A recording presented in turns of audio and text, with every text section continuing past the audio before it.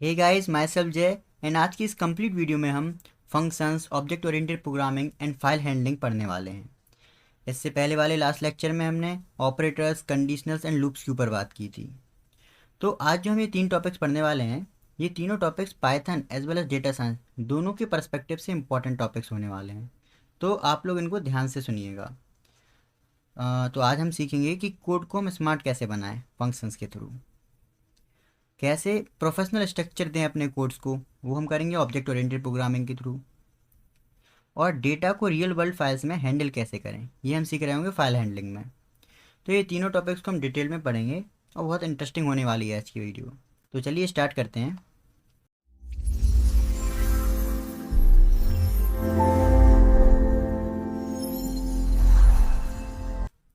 तो सबसे पहले आता है फंक्शंस इन पाइथन।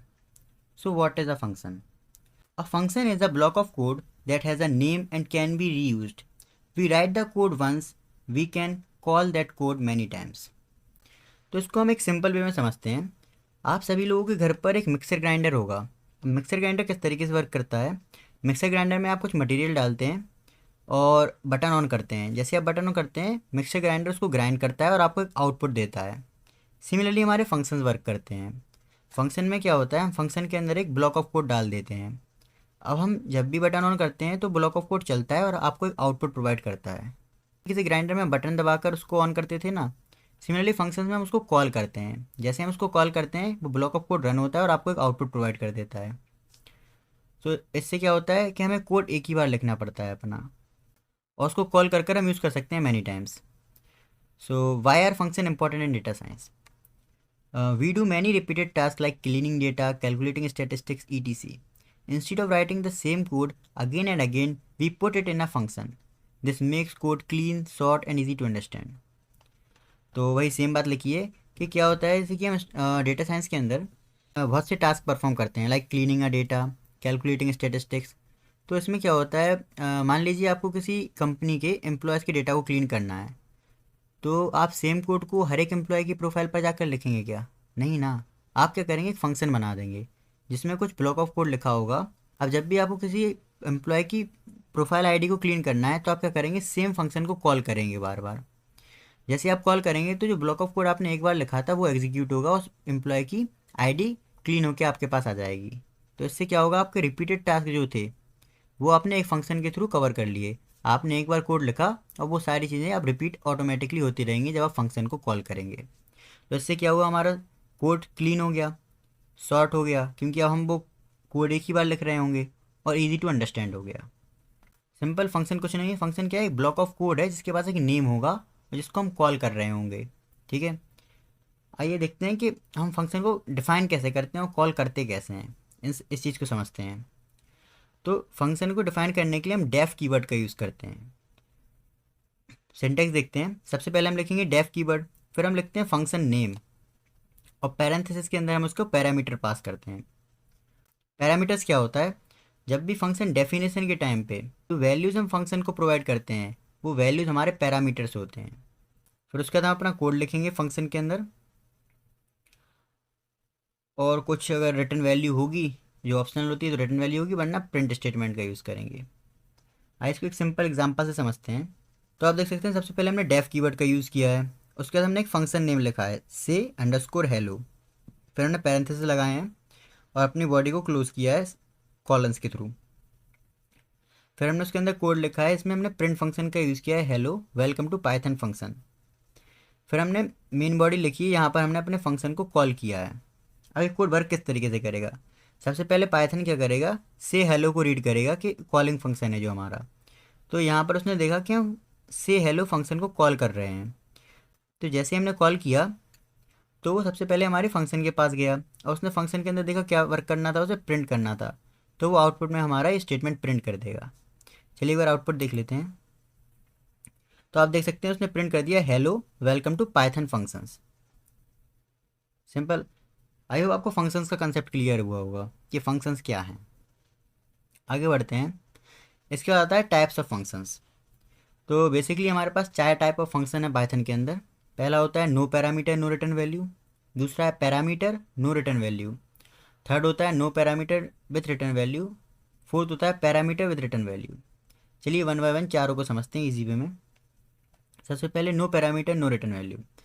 इसका मतलब क्या हुआ, पैरामीटर्स क्या होते थे, जो फंक्शंस डेफिनेशन के टाइम पे हम वैल्यूज़ पास करते थे वो होते थे हमारे parameters. First type of function में क्या है कि नो पैरामीटर, मतलब यहाँ पर हमने कोई पैरामीटर नहीं दिया है। सिंपल हमने डेफ कीवर्ड के थ्रू एक फंक्शन बनाया है ग्रीट, जिसके अंदर हमने कोड लिखा है print hello this is a simple greet function, और हमने लास्ट में जाके ग्रीट को कॉल किया है। तो जब कोड रन होगा तो सबसे पहले ग्रीट को कॉल किया है तो ग्रीट के पास जाएगा, उसका जो टास्क था उसको परफॉर्म करेगा, तो आउटपुट में हमें मिल गया hello this is a simple greet function. इसके बाद आता है पैरामीटर्स नो रिटर्न वैल्यू। अब इस कोड में क्या करेंगे, हम पैरामीटर्स तो देंगे लेकिन कोई भी रिटर्न वैल्यू नहीं देंगे। चलिए कोड समझते हैं। हमने सिंपल एक फंक्शन बनाया सो सम, और इसमें हमने अपने पैरेंथेसिस के अंदर दो वेरिएबल दिए हैं ए कॉमा बी। यही वेरिएबल्स हमारे पैरामीटर्स हैं, ये दो वेरिएबल्स लिखे हैं हमने, यही हमारे पैरामीटर्स हैं।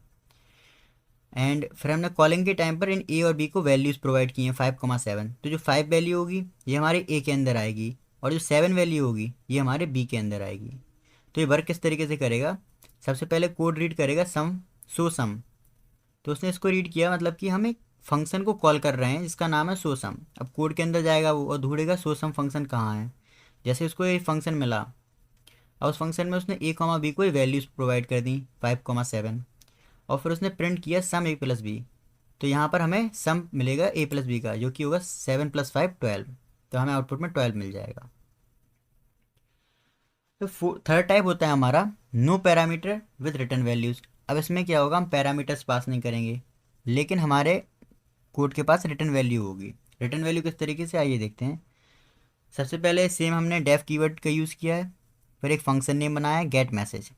अब इसमें हमने कोई पैरामीटर पास नहीं किया क्योंकि पैरेंथेसिस हमारे एम्प्टी हैं। फिर हमने रिटर्न कीवर्ड का यूज़ किया है और उसमें लिखा है this function return a message. अब जैसे ही हमने रिटर्न लिखते हैं तो रिटर्न कीवर्ड क्या करता है, वो रिटर्न वैल्यू करता है मेन को, जो हमारा कॉलिंग था। रिटर्न क्या करता है, वैल्यू रिटर्न करता है हमारे फंक्शन कॉलिंग को। तो यहाँ पर हमने अपने फंक्शन को कॉल किया गेट मैसेज, और उसी को हमने प्रिंट करवा दिया।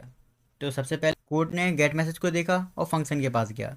फंक्शन ने उसने देखा रिटर्न करना था this function return a message, वो रिटर्न करके दोबारा इसके पास आया, यहाँ पर उसने देखा प्रिंट करना है तो उसने सेम स्टेटमेंट को प्रिंट कर दिया। चलिए आउटपुट में देखते हैं। तो आप देख सकते हैं आउटपुट में उसने प्रिंट कर दिया है this function return a message. Now last type, जो कि फोर्थ टाइप था हमारा, function with parameters and return value. अब हमारे पास पैरामीटर्स भी होंगे और रिटर्न वैल्यूज़ भी होंगी। किस तरीके से, तो सबसे पहले देखिए हमने एक ऐड नंबर्स करके एक फंक्शन बनाया है, ये हमारा फंक्शन नेम है, और डेफ कीवर्ड का यूज़ करते हैं फंक्शन बनाने के लिए। पैरेंथेसिस के अंदर हमने दो वेरिएबल्स लिखे हैं ए कॉमा बी, ये हमारे हो गए पैरामीटर्स। अब इन पैरामीटर्स को हम वैल्यू कैसे देते थे, इन पैरामीटर्स को हम वैल्यू देते थे अपने कॉलिंग के टाइम पर। तो यहाँ पर देखिए ऐड नंबर को जब हम कॉल कर रहे थे तो उसको हमने वैल्यू दी है 10,5। तो जो 10,5 होगी ये हमारी ए और बी के अंदर आएगी, 10 आ जाएगी ए के अंदर और 5 आ जाएगी बी के अंदर, तो 10 + 5 प्रिंट होगा 15। अब यहाँ पर हमने रिटर्न कीवर्ड का यूज़ किया है, तो कोड के अंदर क्या होगा कि रिजल्ट प्रिंट होगा 15, और हमने क्या किया, रिजल्ट को रिटर्न किया है, तो ये रिटर्न होकर कहाँ पर जाएगा, मेन में आएगा। अब यहाँ पर हमने क्या किया था, जहाँ पर हमने कॉलिंग किया है यहाँ पर ये 15 आ गया, और इस 15 की वैल्यू को हमने सम रिजल्ट के अंदर स्टोर कर दिया, और जब हमें प्रिंट किया सम रिजल्ट तो हमें आउटपुट में मिल गया 15। देखिए 15, समझ आया किस तरीके से वर्क हुआ। सबसे पहले ये कोड लिखा हुआ है, ठीक है, समझिए। अब पाइथन क्या करेगा, सबसे पहले उसने देखा कि हम कॉल किसको कर रहे हैं, हमने कॉल किया है ऐड नंबर्स को, तो ये ऐड नंबर फंक्शन के पास जाएगा। तो ऐड नंबर फंक्शन कहाँ था, यहाँ था। तो ऐड नंबर फंक्शन में क्या होगा, उसने देखा सबसे पहले एक रिजल्ट वेरिएबल है जिसके अंदर है ए प्लस बी, और ए प्लस बी क्या थे, हमारे पैरामीटर्स थे, इनकी वैल्यू हमने कॉलिंग के टाइम प्रोवाइड की है। तो ये ए कॉमा बी की जो वैल्यूज़ थी वो यहाँ से इनके पास आ जाएगी। अब उसके आगे जैसे ही बढ़े तो उसने कहा है रिटर्न रिजल्ट। अब जो रिजल्ट आया है इसको रिटर्न करना है, तो रिटर्न किसको करेगा, ये फंक्शन कॉलिंग को। जैसे इसने वैल्यू को रिटर्न किया, यहाँ पर हमारा एक और वेरिएबल था सम रिजल्ट, जिसने इसकी वैल्यू को स्टोर कर लिया। फिर हमने प्रिंट फंक्शन के थ्रू इस सम रिजल्ट को प्रिंट करवा दिया, तो हमें आउटपुट में मिल गया 15। ईजी। चलिए अब आगे बढ़ते हैं फंक्शंस में। अब आते हैं टाइप्स ऑफ आर्ग्यूमेंट्स। अब आर्ग्यूमेंट्स क्या होते हैं, अभी तक हम आर्ग्यूमेंट्स का यूज़ करते आ रहे हैं लेकिन हमने नाम से नहीं सीखा था, आइए समझाता हूँ प्रीवियस कोड पर आकर। देखिए यहाँ पर जब हम ऊपर जो वैल्यूज़ दे रहे थे ये होती थी हमारी पैरामीटर्स, लेकिन फंक्शन कॉलिंग के टाइम पर जो हम वैल्यूज़ प्रोवाइड करते हैं 10,5 ये होते हैं हमारे आर्ग्यूमेंट्स। डिफाइन करते वक्त जो हमने वैल्यूज़ दी थी वो थी हमारे क्या, पैरामीटर्स, लेकिन फंक्शन कॉलिंग के टाइम जो हमने वैल्यूज़ दी हैं ये होती हैं आर्ग्यूमेंट्स। ओके, तो चलिए देखते हैं कितने टाइप के आर्ग्यूमेंट है। हमारे पास टोटल 5 टाइप्स ऑफ आर्ग्यूमेंट्स है इसके अंदर। सबसे पहले देखते हैं आर्ग्यूमेंट्स होते क्या हैं। When we call a function we pass value to it, this value are called arguments. Okay, function calling के टाइम पे जो वैल्यू पास करते हैं वही आर्ग्यूमेंट्स होते हैं। तो सबसे पहला होता है पोजिशनल आर्ग्यूमेंट्स, सेकंड होता है कीवर्ड आर्ग्यूमेंट, थर्ड होता है डेफॉल्ट आर्ग्यूमेंट, फोर्थ होता है आर्क्स जिसको हम कहते हैं आर्बिटरी पोजिशनल आर्ग्यूमेंट्स, और फोर्थ होता है क्वार्क्स जिसको कहते हैं आर्बिटरी कीवर्ड आर्ग्यूमेंट्स। आइए वन बाय वन सारे आर्ग्यूमेंट्स को समझते हैं। तो पोजिशनल आर्ग्यूमेंट्स, आपको नेम से समझ में आ रहा है यहाँ पर कुछ पोजीशन से रिलेटेड बात हो रही है, कुछ तो है पोजीशन। तो आइए देखते हैं। Argument are passed in the same order as parameter, इसका मतलब क्या हुआ कि देखिए पहले कोड समझ लीजिए एक बार। सबसे पहले हमने एक इंट्रोड्यूस फंक्शन, नेम है ये हमारा, इंट्रोड्यूस करके एक फंक्शन बनाया, डेफ कीवर्ड का यूज़ किया है, इंट्रोड्यूस करके एक फंक्शन बनाया जिसमें हमने 2 पैरामीटर्स दिए हैं, नेम कॉमा एज। ओके, और इसका काम क्या है, इस फंक्शन का काम क्या है, प्रिंट करवाना माई नेम इज़, जो भी नेम है उसको प्रिंट करेगा, एंड आई एम, जो एज आएगी वो एज प्रिंट करेगा, ईयर ओल्स। ओके, तो हम मेन में आते हैं। सबसे पहले हमने इंट्रोड्यूस को कॉल किया और उसको वैल्यू दी राहुल 21, और इंट्रोड्यूस को दोबारा कॉल किया, उसको एक और वैल्यू दी अनन्या 19। तो अब पोजिशनल आर्ग्यूमेंट किस तरीके से वर्क करते हैं, इसका मतलब क्या हुआ कि जो राहुल की वैल्यू होगी, जो हमारे फर्स्ट नंबर पे हमने जो वैल्यू दे रखी है आर्ग्यूमेंट में, वही हमारे फर्स्ट पैरामीटर के पास जाएगी, और जो सेकंड नंबर पे दे रखी है वो सेकंड के पास जाएगी। इसका मतलब राहुल होगा वो नेम के पास जाएगा, और एज होगा 21 के पास जाएगा। देखिए my name is Rahul, name की जगह क्या आ गया राहुल, और एज आ गई 21। सिमिलरली अनन्या में होगा। अगर इन वैल्यूज़ को हम इंटरचेंज कर दें तो जो राहुल होगा, अगर हम राहुल को बाद में, जैसे कि फॉर एग्जांपल अगर हम राहुल को बाद में कर देते हैं और 21 को पहले कर देते हैं तो क्या होगा।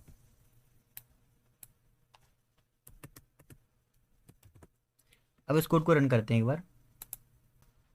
तो आप देख सकते हैं जैसे कि हमने कहा था पोजिशनल आर्ग्यूमेंट्स हैं, तो जिस पोजीशन में हम वैल्यूज़ देंगे उसी पोजीशन में हमारे पैरामीटर्स के पास जाएंगी। तो जैसे ही हमने 21 पहले किया तो देखिए नेम की जगह उसने 21 प्रिंट कर दिया। अब आउटपुट क्या आ रहा है, my name is 21 and I M Rahul years old. तो इस तरीके से ये गलत हो गया है। तो जब हम पोजिशनल आर्ग्यूमेंट्स का यूज़ करते हैं तो हमें पोजीशन का खास तौर से ध्यान देना पड़ता है, पोजीशन इंपॉर्टेंट रोल करती है वहाँ पर। सो पोजिशनल आर्ग्यूमेंट यही था कि जिस तरीके से हमारे पैरामीटर्स हैं उसी सेम ऑर्डर में हमें आर्ग्यूमेंट्स को पास करना पड़ता है, वरना हमारा डेटा इस तरीके से गलत हो सकता है। ओके, इसके बाद आते हैं कीवर्ड आर्ग्यूमेंट्स। कीवर्ड आर्ग्यूमेंट, ये भी नाम से उसके बारे में बता रहा है कि कीवर्ड मतलब कि कुछ नेम से रिलेटेड होगा इसमें। तो आइए रीड करते हैं। We use the parameter name while calling the function, order does not matter. जैसे कि यहाँ पर प्रॉब्लम हो रही थी ना, अगर ऑर्डर चेंज किया तो डेटा गलत हो रहा था। अब कीवर्ड आर्ग्यूमेंट क्या करता है, इसको ओवरकम करता है। वो कहता है ऑर्डर किसी में भी लिखो, तुम बस मुझे कीवर्ड दे देना, उसी कीवर्ड के पास जाके मैं डेटा पहुंचाऊंगा। जैसे कि यहाँ पर हमने लिखा एज 25 नेम प्रिया। अब जो एज कीवर्ड यूज़ किया है, अब एज क्या करेगा, ऊपर जाएगा हमारे कोड में और एज के पास ही इस 25 को देगा और नेम के पास प्रिया को देगा। एक बार रन करते हैं तो देखिए क्या प्रिंट हुआ, my name is Priya and I M 25 years old. तो जैसा क्या हुआ था, पहले जब हमने इनको इंटरचेंज किया था 21 को पहले राहुल को बाद में, तो यहाँ पर हमारा डेटा गलत हो गया था। लेकिन जब हमने कीवर्ड आर्ग्यूमेंट्स का यूज़ किया है तो हमने वैल्यूज़ आगे पीछे ही दी हैं, लेकिन कीवर्ड का यूज़ करना है इसलिए वो वही की उसी पैरामीटर के पास ये वैल्यू जाएगी जिसका नेम एज होगा, और जो नेम होगा वो नेम के पास जाएगी। तो कीवर्ड आर्ग्यूमेंट्स के थ्रू इस तरीके से हम वर्क करते हैं। उसको आता है थर्ड टाइप ऑफ आर्ग्यूमेंट, इसको कहते हैं डेफॉल्ट आर्ग्यूमेंट। डेफॉल्ट आर्ग्यूमेंट मतलब कुछ डेफॉल्ट के बारे में बात करेंगे यहाँ पर हम, कि कुछ डेफॉल्ट वैल्यूज़ दे रहे होंगे। We can give a default value to parameter if we do not pass a value, Python will use the default। Okay, तो यहाँ पर क्या करेंगे, हम एक अपने पैरामीटर को डिफ़ॉल्ट वैल्यू दे देंगे। अगर हमें कोई आर्ग्यूमेंट नहीं मिलता है तो वो डिफ़ॉल्ट वैल्यू को प्रिंट करेगा। जैसे कि देखिए यहाँ पर हमने एक फंक्शन बनाया था ग्रीट नेम से और डेफ कीवर्ड का यूज़ किया है। अब यहाँ पर हमने एक डिफ़ॉल्ट वैल्यू दे रखी है नेम को स्टूडेंट, एक नेम पैरामीटर है जिसको एक डिफ़ॉल्ट वैल्यू दे रखी है स्टूडेंट। और उस फंक्शन का ग्रीट फंक्शन का काम क्या है, प्रिंट करवाना hello name welcome to the class, ये प्रिंट करवाता है। ओके। जब हम कोई आर्ग्यूमेंट नहीं देंगे, फंक्शन कॉल किया है यहाँ पर ग्रीट, अब देखिए यहाँ पर हमने कोई आर्ग्यूमेंट नहीं दिया है, हमारे पैरेंथेसिस एम्प्टी हैं, तो ये क्या प्रिंट करेगा नेम की जगह, जो हमने डिफ़ॉल्ट वैल्यू दी थी जो कि है स्टूडेंट। ओके। लेकिन जब हमने आर्ग्यूमेंट दे दिया है जैसे कि जय, मैंने नेम दे दिया है जय, तो अब ये क्या प्रिंट करेगा, डिफ़ॉल्ट वैल्यू को प्रिंट करेगा या आर्ग्यूमेंट को, सोचिए और बताइए। यस यू आर राइट, ये अब नेम को प्रिंट करेगा जो हमने आर्ग्यूमेंट में पास कर रखा है। आइए आउटपुट में समझते हैं दोनों चीज़ों को। तो देखिए आउटपुट में क्या हुआ है, जब हमने यहाँ पर कॉलिंग के टाइम पे जो वैल्यू थी, आर्ग्यूमेंट की वैल्यू थी, जब कॉलिंग के टाइम पे नहीं दी थी, तो क्या हुआ था, जो हमारी डिफ़ॉल्ट वैल्यू थी स्टूडेंट, उसका यूज़ किया है उसने, hello student welcome to the class. Okay. लेकिन जब हमने आर्ग्यूमेंट की वैल्यू दी है, कॉलिंग के टाइम पे आर्ग्यूमेंट पास किया है, तो जो हमारा पैरामीटर है उसने स्टूडेंट को ना यूज़ करके उसने जो आर्ग्यूमेंट पास किया था हमने उसकी वैल्यू को यूज़ किया है, उसने प्रिंट किया है हेलो जय welcome to the class. Okay. जब हम कोई वैल्यू पास नहीं करेंगे आर्ग्यूमेंट के फॉर्म में, तो वो डिफ़ॉल्ट को यूज़ करता है, और जब हम आर्ग्यूमेंट पास करते हैं तो वो आर्ग्यूमेंट को यूज़ करता है। इसके बाद आते हैं हमारे आर्क्स एंड क्वार्क्स। तो अभी तक क्या था, हमारे पास ये डेटा नोन था कि हमारे कितने आर्ग्यूमेंट्स होने वाले हैं और हमें कितना डेटा हमारे पास है। लेकिन कभी कभी क्या होता है, हमारे पास आर्ग्यूमेंट्स के बारे में पता ही नहीं होता है हमारे पास कितने आर्ग्यूमेंट्स आने वाले हैं। उस जगह पे रोल प्ले करते हैं हमारे आर्क्स एंड क्वार्क्स। जैसे कि हमने ऊपर पोजिशनल आर्ग्यूमेंट्स पढ़ा और कीवर्ड आर्ग्यूमेंट्स पढ़ा, तो जब हमारे पास बहुत ज़्यादा पोजिशनल आर्ग्यूमेंट्स हो जाते हैं कि हमें उनकी काउंटिंग नहीं पता है, तो वहाँ पर हम आर्क्स का यूज़ करते हैं। और जहाँ पर हमारे पास बहुत सारे कीवर्ड आर्ग्यूमेंट्स हो जाते हैं, वहाँ पर हम क्वार्क्स का यूज़ करते हैं। किस तरीके से करते हैं आइए देखते हैं। सबसे पहले यूजिंग आर्क्स, तो सिंपल है, हम सबसे पहले फंक्शन बनाएंगे डेफ कीवर्ड का यूज़ करके, और हमने एक नंबर पैरामीटर दिया है। अब यहाँ पर जब हम आर्क्स का यूज़ करते हैं तो हम यहाँ पर पैरामीटर के साथ एक स्टार का यूज़ करते हैं यहाँ पर। तो सबसे पहले हमने टोटल एक वेरिएबल लिया है, इसको 0 वैल्यू दी है, और यहाँ पर फॉर लूप लगाया था। लूप्स के बारे में लास्ट वीडियो में हमने डिस्कस किया था। तो यहाँ पर हमने फॉर लूप लगाया है फॉर एन नंबर्स, और total plus equal to n, plus equal to का मतलब क्या होता है कि total equal to total plus n. Okay, एक बार लिख देता हूँ यहाँ पर। तो टोटल प्लस इक्वल टू मतलब क्या होगा, total equal to total plus n. फिर लिखा है रिटर्न टोटल, मतलब जो भी टोटल की वैल्यू होगी उसको रिटर्न करो। तो हमने सबसे पहले कॉल किया था एड ऑल फंक्शन को, जिसमें हमने आर्ग्यूमेंट्स दे रखे हैं 1 2 3। ऊपर हमारा क्या है, सिर्फ एक ही पैरामीटर है, लेकिन हमने आर्क्स का यूज़ कर रहे हैं यहाँ पर हम। तो यहाँ पर हमने 3 आर्ग्यूमेंट दिए हैं 1 2 3। तो अब एक एक करके तीनों आर्ग्यूमेंट इसके अंदर आएंगे। टोटल पहले क्या था 0, सबसे पहले क्या आया 1। अब जो नंबर्स में आया पहले 1 फिर 2 फिर 3, तो पहले हमने लूप लगा रखी है 4 एन नंबर्स। सबसे पहले 1 आया तो total plus equal to n हुआ, तो 1 हमारा ऐड हो गया, 0 + 1 1। फिर हमारा 2 आया, तो अब हमारी टोटल की वैल्यू क्या हो गई 1। अब 1 + 2 क्या होगा 3। फिर जब हमारी 3 वैल्यू आई, लूप चल रहा था, 3 वैल्यू आई, तो ऑलरेडी हमारा 3 हो गया था, लेकिन जब 3 आया तो 3 + 3 क्या हो गया 6। तो टोटल की वैल्यू हो गई हमारी 6। अब उसने जैसी वैल्यू रिटर्न की तो आउटपुट में प्रिंट होगा 6। तो आप देख सकते हैं आउटपुट में आ गया 6। और जब हमने दोबारा एड ऑल को कॉल किया, इस टाइम हमने वैल्यूज़ अलग दी हैं 10 20 30 40। सिमिलरली ये वर्क करेगा, लूप चलेगी, पहले पहले 10 वैल्यू आएगी टोटल के अंदर, फिर 20 आएगी तो 10 + 20 होगा, फिर 30 आएगी तो 30 + 30 होगा, फिर 40 आएगी तो 60 + 40 होगा, तो 100 आ जाएगा। ओके। तो आर्क्स वो पोजिशनल आर्ग्यूमेंट्स होते हैं जहाँ हमें पता ना हो कि कितने आर्ग्यूमेंट्स होने वाले हैं। सिमिलरली होते हैं हमारे क्वार्क्स, यहाँ पर हम डबल स्टार का यूज़ करते हैं अपने पैरामीटर के टाइम पर। आर्क्स में हम सिंगल स्टार का यूज़ कर रहे थे, सिंगल एस्ट्रिक का यूज़ कर रहे थे, यहाँ पर डबल एस्ट्रिक का यूज़ करते हैं हम। हमने वही शो स्टूडेंट डिटेल करके एक फंक्शन बनाया है डेफ कीवर्ड का यूज़ करके, और पैरामीटर दिया है क्वार्क्स के फॉर्म में कि 4 की value in info dot item print की वैल्यू। यहाँ पर हम की वैल्यू के पेयर में वर्क कर रहे हैं। तो हमने यहाँ पर 1 2 3 आर्ग्यूमेंट्स पास किए हैं, एक name Jack course B Tech CSE year 2। यहाँ पर नेम क्या है हमारा की, उसकी वैल्यू क्या है जैक, कोर्स क्या है की, उसकी वैल्यू क्या है बीटेक CSE। सिमिलरली ईयर हमारी क्या है की, उसकी वैल्यू है 2। तो क्या होगा कि जब हम फंक्शन को कॉल करेंगे तो ये वैल्यूज़ जो होंगी हमारी इन्फो के अंदर जाएंगी। तो सबसे पहले क्या आएगा हमारा, फोर की comma value in info dot items. अब जो ये डेटा होगा, ये सबसे पहले नेम जैक, ये जाएगा की के अंदर गया नेम और वैल्यू के अंदर गया जैक, वो प्रिंट होगा। फिर कोड जाएगा की के अंदर और वैल्यू के अंदर जाएगा बीटेक सी एस सी, ये प्रिंट होगा। फिर ईयर 2 ये प्रिंट होगा। आइए एक बार आउटपुट चेक करते हैं। तो देखिए name Jack course B Tech C S C year 2। तो इस तरीके से हमारा डेटा की वैल्यू पेयर में प्रिंट हुआ है। और क्वार्क्स का मतलब ये होता है कि जब मोर देन वन या फिर more than countable keyword arguments होते हैं, जब हमारे more than countable keyword arguments होंगे, मतलब कि हमें पता नहीं है कितने कीवर्ड आर्ग्यूमेंट्स हो सकते हैं, तो हम क्वार्क्स का यूज़ करते हैं। इसके बाद आता है return values and multiple returns. अब इसका मतलब समझते हैं, return values and multiple returns.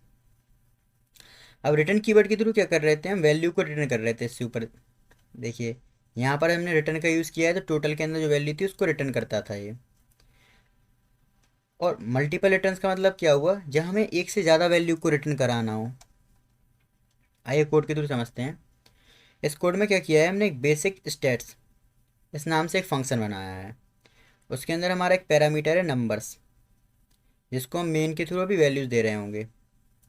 अब क्या करेंगे, हमने एक वेरिएबल बनाया काउंट, जो हमारे नंबर्स की लेंथ को काउंट करेगा। लेंथ फंक्शन का यूज़ किया है। लेंथ क्या करता है, हमारे नंबर्स की लेंथ को काउंट करता है। फिर हमने मिनिमम वेरिएबल बनाया है, जिसके अंदर हमने मिन फंक्शन का यूज़ किया है। ये क्या करेगा, पूरे नंबर्स के अंदर में से जो भी मिनिमम नंबर होगा उसको फाइंड करेगा। सिमिलरली मैक्स क्या करेगा, मैक्सिमम नंबर्स को फाइंड करेगा। हमने रिटर्न क्या कराया है, काउंट मिनिमम मैक्सिमम, मतलब हमने 3 वैल्यूज़ को रिटर्न कराया है इस बार।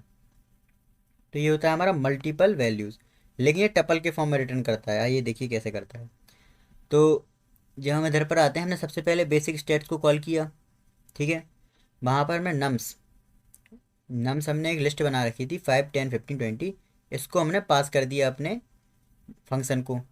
फंक्शन में था नंबर्स पैरामीटर, तो ये आर्ग्यूमेंट था जो नम्स, ये लिस्ट के फॉर्म में पूरा इसके पास चला जाएगा। अब इस लिस्ट में से सबसे पहले वो लेंथ काउंट करेगा। लेंथ कितनी है इसकी, 1, 2, 3, 4, तो ये 4 प्रिंट कर देगा। टपल के फॉर्म में प्रिंट होगा। टपल कैसे प्रिंट होता है, पैरेंथेसिस के अंदर कॉमा सेपरेटेड वैल्यूज़ होती हैं वो। तो सबसे पहले प्रिंट क्या होगा, 4 कॉमा, मिनिमम वैल्यू क्या है इसमें 5, तो 4, 5। मैक्सिमम वैल्यू क्या है इसमें 20, तो 4, 5, 20 टपल के फॉर्म में प्रिंट हो जाएगा आउटपुट में हमारा। और देख सकते हैं आउटपुट में क्या है, रिजल्ट एस टपल में आया 4, 5, 20। अब दूसरा चेक करते हैं। दूसरे में हमने क्या किया था, count minimum value maximum value basic state. तो हमने क्या किया था, बेसिक स्टेट जो था ये हमारा फंक्शन, इसको जब कॉल किया था तो नम्स के अंदर और नम आर्ग्यूमेंट को पास किया था, तो नम के अंदर जो वैल्यू थी वो उसमें पास हुई थी। फिर हमने प्रिंट किया था count minimum value maximum value, तो जो काउंट के अंदर वैल्यू थी वो काउंट के अंदर प्रिंट होगी, मिनिमम वैल्यू के अंदर मिनिमम, मैक्सिमम के अंदर 20। ओके। अब उसके बाद आता है वेरिएबल स्कोप। फंक्शन के अंदर वेरिएबल्स को समझते हैं। दो टाइप के होते हैं, एक होता है लोकल, एक होता है ग्लोबल। लोकल क्या होता है, लोकल वेरिएबल में होता है defined inside a function used only in that function. और ग्लोबल वेरिएबल क्या होता है, डिफाइंड आउटसाइड ऑल फंक्शन और can be used inside a functions. तो जैसे कि नेम से समझ में आ रहा है, लोकल मतलब कि हम इस चीज़ को लोकली कहीं यूज़ कर सकते हैं, एक लोकल एरिया टाइप में।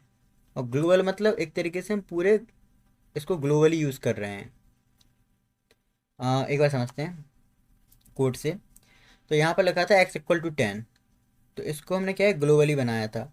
अब इस x = 10 की जो वैल्यू है, इसको हम किसी भी फंक्शन के अंदर डायरेक्टली यूज़ कर सकते हैं, डायरेक्टली एक्सेस कर सकते हैं।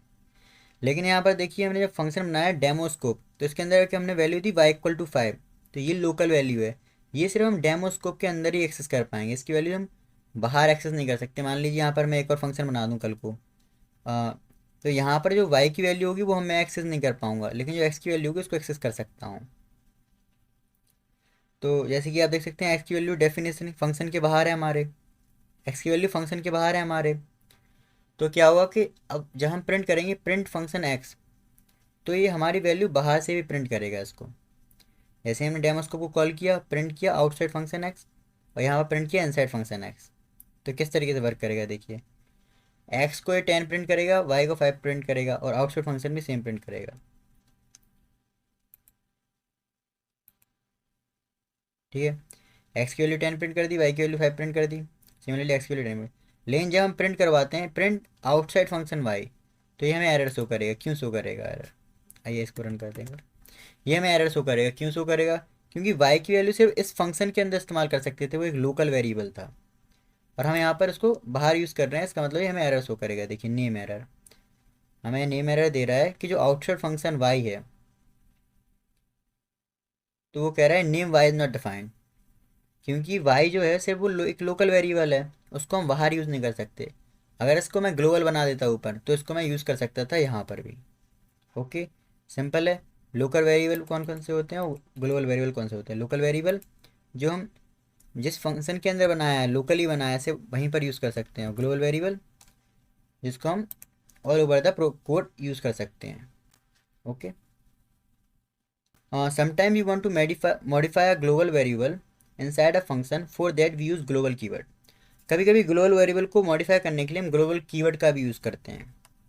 जैसे कि यहाँ पर हमने ग्लोबल काउंटर लिखा है, तो जो ये काउंटर वेरिएबल है ना, अब ये ग्लोबली वर्क करेगा। जो भी चेंजेस यहाँ पर हम कर रहे होंगे, ये यहाँ पर रिफ्लेक्ट हो रहे हैं। काउंट 0 था, प्लस इक्वल टू 1 है, जिस तरीके से चलेगा उस तरीके से इसमें भी आउटपुट रिफ्लेक्ट होगा। अब ये काउंट 2 आ गया, क्योंकि हमने एक बार फंक्शन कॉल किया इंक्रीज काउंटर, तो हमें यहाँ पर आया ग्लोबल काउंटर आया। काउंटर क्या था? 0, 0 प्लस इक्वल टू 1, 1। फिर हम गए इंक्रीज काउंटर, दोबारा गए, अब वैल्यू थी हमारी 1, 1 प्लस इक्वल टू 1, 2, तो हमारी वैल्यू हुई 2। फिर हमने क्या किया? प्रिंट काउंटर, तो प्रिंट हो गया 2। ओके, जब हमें वैल्यूज़ को अपडेट करना हो तो हम ग्लोबल कीवर्ड का यूज़ कर सकते हैं, मॉडिफाई करना हो ग्लोबल वेरिएबल को। इसके बाद आता है हमारा लैम्डा फंक्शन। इसको हम एनोनिमस फंक्शन भी कहते हैं। लैम्डा फंक्शन क्या करता है? एक ही लाइन में हमारे कोड को लिख देता है। जो भी लॉन्ग कोड होते हैं ना, हम 3-4 लाइन में लिख रहे हैं, उसको एक ही लाइन में लिख देता है। A lambda function is a small one line function without name. आइए इसका सिंटैक्स देखते हैं। हम पहले लैम्डा कीवर्ड का यूज़ करते हैं, उसके आगे हम आर्ग्यूमेंट लिखेंगे, कॉलन लगाएंगे, फिर हम एक्सप्रेशन लिखते हैं अपना। Use mostly with functions like map, filter, etc, इनके साथ हम ज़्यादातर यूज़ करते हैं इसका। चलिए नॉर्मल फंक्शन बनाते हैं हम एक स्क्वायर वाला। तो किस तरीके से बनाएंगे? हम एक स्क्वायर, पहले एक नेम देंगे अपने फंक्शन को जो कि है स्क्वायर। हमने एक पैरामीटर पास किया एक्स, और रिटर्न कराया उससे एक्स इंटू एक्स, तो इससे हमें उसका स्क्वायर मिलेगा। ठीक है, अब हमने प्रिंट कराया प्रिंट स्क्वायर 5, 5 की वैल्यू हमारी पैरामीटर के पास गई, और 5 इंटू 5 25 प्रिंट हो गया। सिंपल इस तरीके से हम स्क्वायर प्रिंट कराएंगे नॉर्मल फंक्शन में। लेकिन जैसे हम लैम्डा फंक्शन की बात करते हैं, तो हमें 3-4 लाइन का कोड क्यों लिखें? हम इसको एक ही लाइन में भी तो लिख सकते हैं।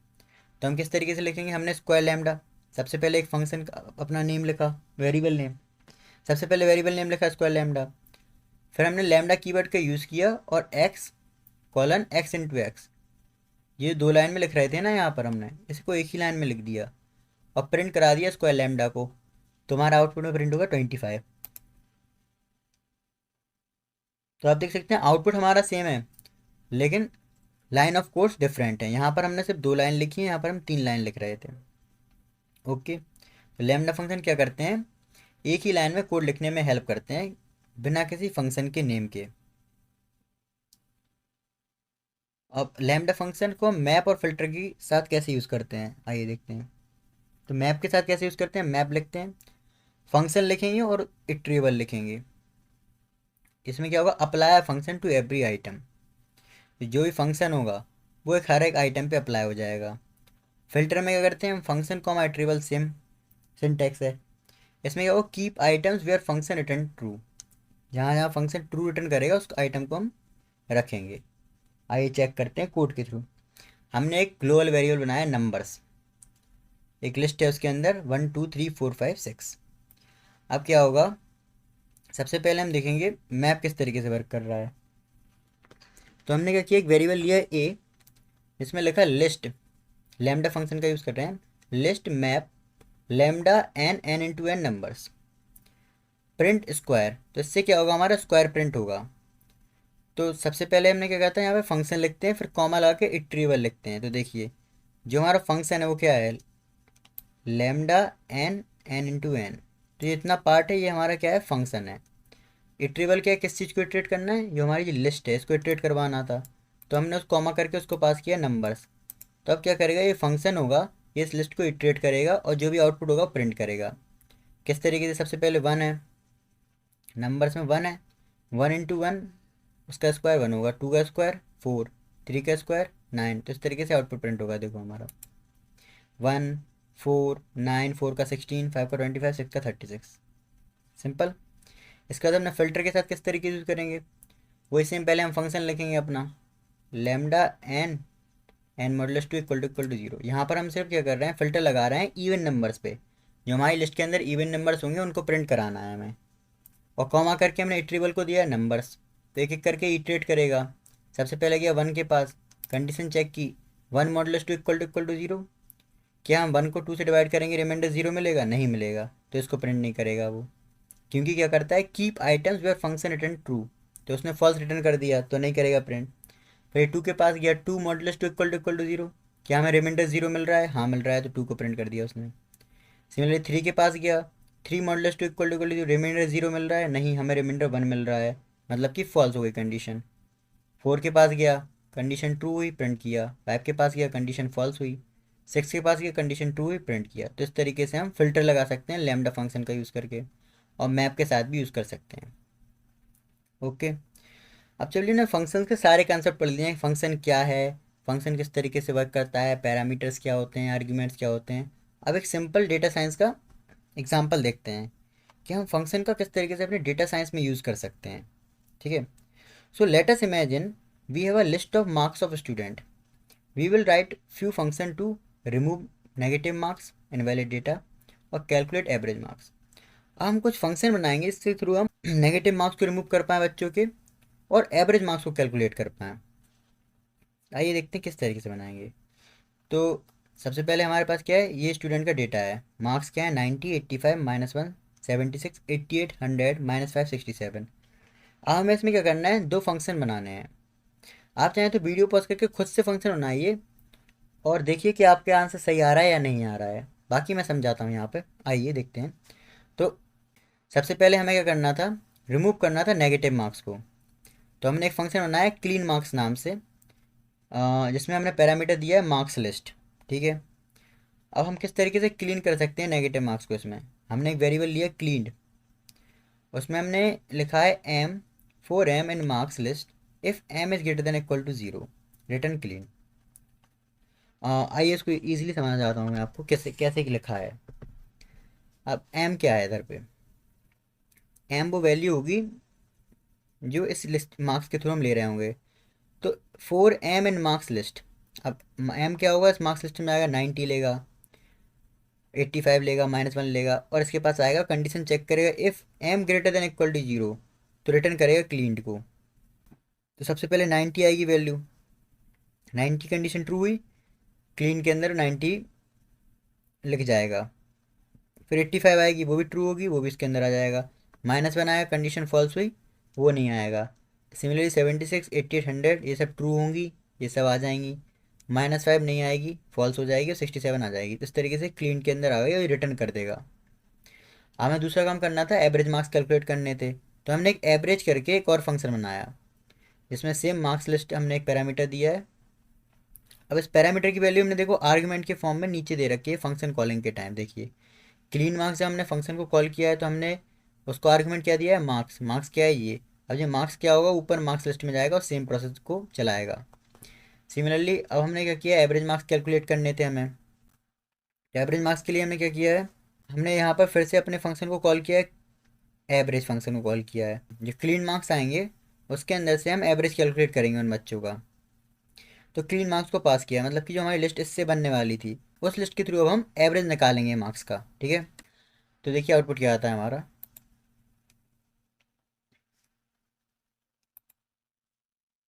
तो देखिए ओरिजिनल मार्क्स की लिस्ट क्या थी, जब सबसे पहले थी 90, 85, -1, 76, 88, 100, -5, 67। हमने क्लीन मार्क्स इसके थ्रू निकाले थे। तो क्या है, देखो जो जो नेगेटिव मार्क्स थे वो हट गए इसमें, क्योंकि कंडीशन यहाँ पे नेगेटिव पे फॉल्स हो रही थी। 90, 85, 76, 88, 100, 67। अब एवरेज मार्क्स निकालने थे हमें। तो हमने एवरेज मार्क्स उन बच्चों का निकाला है जिनका पॉजिटिव डेटा था, क्योंकि हमने क्लीन मार्क्स के अंदर हमारी क्या वैल्यू थी, ये आ गई थी। अब जब हम एवरेज निकालेंगे इन बच्चों का, तो इन सबको ऐड करके 6 से डिवाइड कर देंगे तो हमें ये मिल जाएगा। तो एवरेज मार्क्स इस तरीके से हमने एवरेज मार्क्स निकाले थे।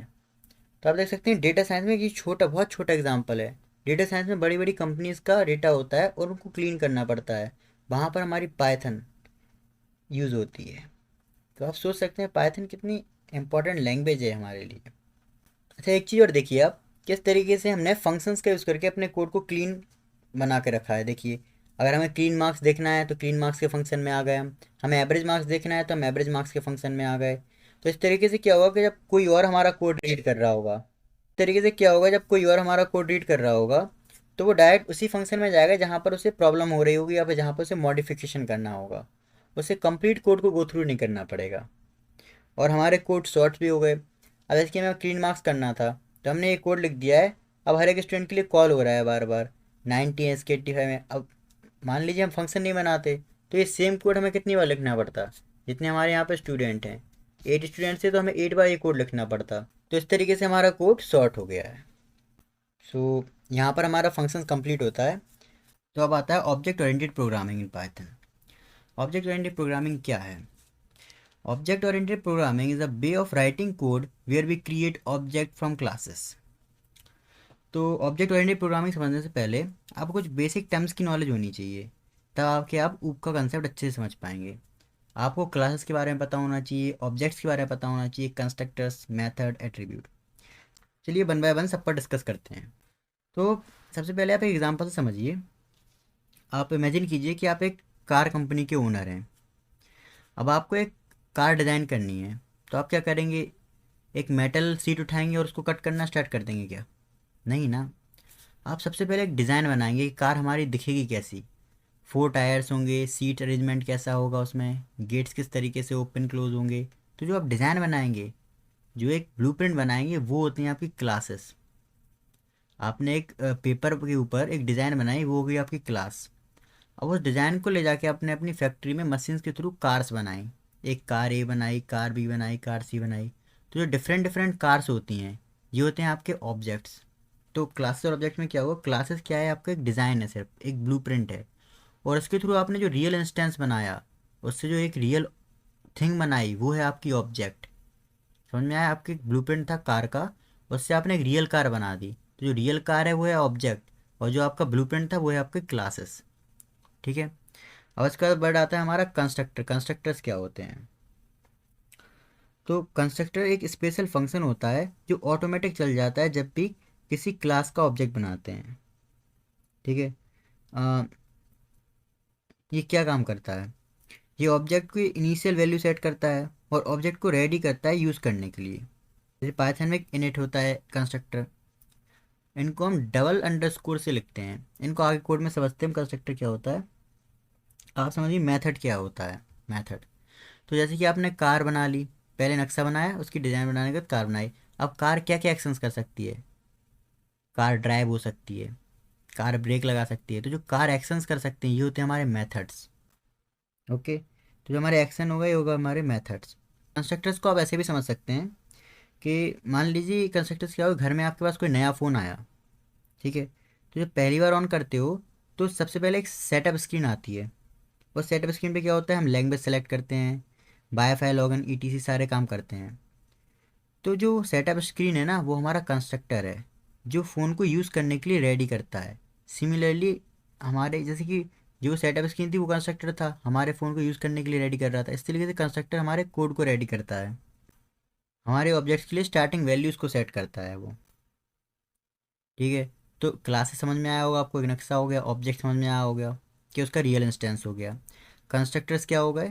जो हमारी इनिशियल वैल्यू सेट करते हैं और ये ऑटोमेटिकली रन हो जाते हैं। जब भी हम ऑब्जेक्ट को क्रिएट करते हैं तो कंस्ट्रक्टर्स ऑटोमेटिकली रन हो जाते हैं।